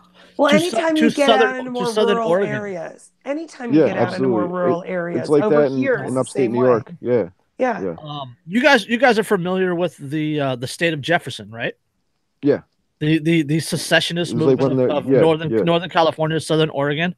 Paradise falls into that Jefferson area. Okay. It's toward the southern end of the what would be the state of Jefferson. Yeah, that's like they had that proposal they were trying to get pushed through, or they were doing a petition or whatever for a two-state solution in New York, and it was going to be New Amsterdam and New York. Which would be like all of upstate. There was a push to split Washington a couple years ago too, Eastern Washington and Western Washington. Yeah. It didn't happen, but well, I mean, because like people are so fed up in New York in terms of like the vast difference of upstate and downstate. It's like it goes to representation. Yeah, and they control the whole fucking state down in the city. Yeah, the cities always do. Yeah, I do not feel represented by my state government, my county government, or my federal government. No, me neither. No. Well, the higher it goes, the less represented you feel. You know? Yeah, where Paradise, Butte County is largely a conservative area. If I lived in Butte County, it would be a lot easier for me to get a concealed weapon permit. But it's almost impossible for me down here in Costa County. Right, is it like kind of varied county to county? The county sheriffs are what sign your concealed weapon permit. And California is a May issue state. So more conservative counties. El Dorado, Butte, Redding. Yeah, they're going to be more likely to. They're going to be more likely, whereas opposed to the Bay Area, LA, Sacramento County, they're not. And likely. Where I live, if I cared about their permission and wanted to get a concealed carry permit, all I have to do is fill out an application, give them my fingerprints, $50, and copy my DD-214, and they will issue me. I don't have to. It's not like a petition or anything. It's like you tell them you want it, and you pay the fee. And especially if you have a DD-214 and you've served in the military, absolutely. They will issue. They're a will issue state. Well, I mean, the more likely, like if you've had experience with a firearm, they're going to be like, okay, well, it's not some inexperienced, fucking rookie. the vast majority of police officers, they fire about 100 rounds a year in practice, and 40 of that is for their recertification test. Jesus Christ. Yeah. Enthusiasts why they're always unloading the shoot clip? way more than that. Oh yeah, totally. So 100 rounds is like a fucking, light day at the range. Exactly. That's what I was gonna say. Like, you know, 100 rounds is a quick day at the range. Yeah, that's what I'm saying. Yeah. Of course, in California, it's like going to the is- casino and spending that's like- $100. yeah. Of course, in California, That's like it stops raining that's for 10 an hour. that's 10 magazines in that day. California. Yeah, exactly right. Yeah. That's only like 3 and a little bit magazines out of a standard capacity AR. Yeah. Well, like, you guys know that I don't vote, but I did like Larry Sharp's platform for governor of New York, because he actually proposed decriminalization of weed as opposed to legalization, and he wanted to. I am not a fan of legalization. That's when I saw that, I was like, oh wow, I was like, Larry That's knows still what's up. permission. Like, you know what I mean? Yeah. Well, no, Like, decriminalization means that, like, you can grow in your own home and, like, whatever. It's like not a fucking Means crime that they don't anymore. fuck with it anymore. Yeah, exactly. Not only That's not only is legalization permission, but it's you giving more of your money to the government. Yeah, exactly. Yeah, it's regulation. They become your drug dealer. It's taxing. It's Here, the state of California, I think it's like 18% tax or something like that in the state of California, and then each county has their own tax, and each city has their own tax. And in my area, it's like 40% tax on recreational cannabis. Yeah, so he wanted to decriminalize marijuana. Hashtag black markets are beautiful. Yeah. He wanted to decriminalize marijuana and hemp for industrial production. He had like a lot of really good fucking proposals that I've never heard anybody, like, in terms of a libertarian running for governor, like, propose, and I was like, oh wow. Oh, you know what? He only got 90,000 votes, and I was like, really? Listen to what happened in Virginia, though. The Virginia state legislature totally swung the opposite direction from their super fucking puritanical stance on marijuana. Yep. And they've decided that they're just going to stay out of it for medical marijuana, and they're going to leave it up to the doctor and their patient. It's going to be between the doctor and the patient. This was this huge swing from the way that Virginia had been before. Yeah, because they had pretty good draconian fucking laws in terms of... Oh, hell yeah, they did.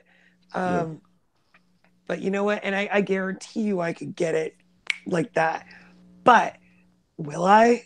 No. No, because you know why? Because then they're gonna think they can come and take my fucking guns away from me. Exactly. That's what I was just gonna say. That's their ploy. That's their ploy too, with the whole medical marijuana thing, because a lot of those states, if you have a medical marijuana card, you're not entitled to your Second Amendment rights. Right. Yeah. And you know what? Fuck you. And not that would stop a lot of people. Because it's like, not that your Second Amendment right allows you to have them. There's actually a lawsuit that was recently filed in Philadelphia by a doctor, right? By a doctor that uses medical marijuana. He was denied it. He was denied a firearm. Oh shit! Denied a firearm for the NICS check, for the background check. Yeah. Mm-hmm. Because he has a medical marijuana card, and he filed a lawsuit. So. That's gonna be interesting. Yeah, and Pennsylvania's got some pretty draconian laws for weed too. I think that everybody who thinks that people who use marijuana shouldn't have guns, I think every single one of them needs to fucking smoke marijuana at least once in their life. Yeah, because you know what? Less likely to use a firearm when you're high. Unless you're smoking a blunt and going to the range or something. If more politicians smoked pot, there'd be less of them advocating for nuking people for not turning their ARs. Oh yeah, absolutely. Yeah. They might actually quit their job too. If we could just get everybody in the world high at the same time, drop pot or preferably shrooms. Drop blunts, not bombs. Yeah, bongs, not bombs. DMT nukes. Yeah, for real. Get everybody in the world stoned at the same time. Fucking world peace. Seriously. And sometimes all you need is like until there's a shortage of Armistice. pizzas. You just need armistice for a little bit for people to look around and wonder why the fuck they're killing these I other think it people. should be. I think it should be required for police to smoke pot, like. Yeah. For real. Because maybe they'd like actually wake up and be like, "Wow, I'm being a real scumbag. Like, how can I do this?" Or Like, you know, or somebody will be like acting weird, and they'll be like, "Whoa, why are they acting like that? Like, I wonder if there's something wrong. Is there?" right? I mean, Maybe are they they'd be driving more like compassionate that? too. Exactly. Like They maybe they're actually driving serve the like that because community. they're having a blood sugar crash, and it shouldn't tase the fuck out of them. Mhm. I mean, just an idea. Yeah, you tase them until they have fucking heart failure. Yeah. But it's a non-lethal weapon. But you so know don't worry what? about it. Cops gravitate towards shit that amps them up, like cocaine. We all Yeah. know that cops' Oh yeah. favorite drugs are steroids and cocaine. Yep. Oh yeah. And that They is love the to drink and exact do blow. wrong direction. Oh yeah. Yep. And adrenaline. It makes you like belligerent. Yeah. And aggressive. Yeah. Well, that's Oh, what yeah, happens. totally. That's what happens when you sue for the right to not hire high IQ individuals. Yep. Mm-hmm. And you have no constitutional obligation to protect people. Low IQ individuals are more apt to aggression too because they're like they don't know how to express themselves in an intelligent manner. Yep. Right. They're also less likely to question their orders. And Yeah, they're more that too. susceptible to their own emotions manipulating their behavior. Yep. Yep. Yeah, because all the reasons that they sued. Yeah. Yeah. All the reasons why they're fucking perfectly suited for that job. Bunch of bastards. All the reasons why that job shouldn't fucking exist. Oh. Right? Yep. Well, all right. I think on that note, we're I think it's almost bedtime for some of us. Yeah. Can I do a quote to end us out? Sure, give us a quote. All right. I got one by Mr. Henry Hazlitt. Ooh, he's a good one. The whole gospel of Karl Marx can be summed up in a single sentence. Hate the man who is better off than you are. Never under any circumstance admit that his success may be due to his own efforts to the productive contribution he has made to the whole community. Always attribute his success to exploitation, the cheating, the more or less open robbery of others. Never under any circumstances admit that your own failure may be owing to your own weakness or that failure of anyone else may be due to his own defects, his laziness, his incompetence, his improvidence, or stupidity. Mm-hmm. Yep. That's a good one. Yep. And on that note, I think we'll sign off. I do want to say happy birthday to Slinky. I know you're not watching. Happy birthday, cocksucker. Happy birthday, you fucking faggot. 42 years old. Fucking commie. Fucking commie. So I got one for you right here, buddy. Yep. And on that note, Slink. Sit on it and spin. Have a happy Thanksgiving. Don't start no shit. Enjoy your family. Tell them you love them. Word to Big Bird. And Peace. We'll catch you next time. Peace.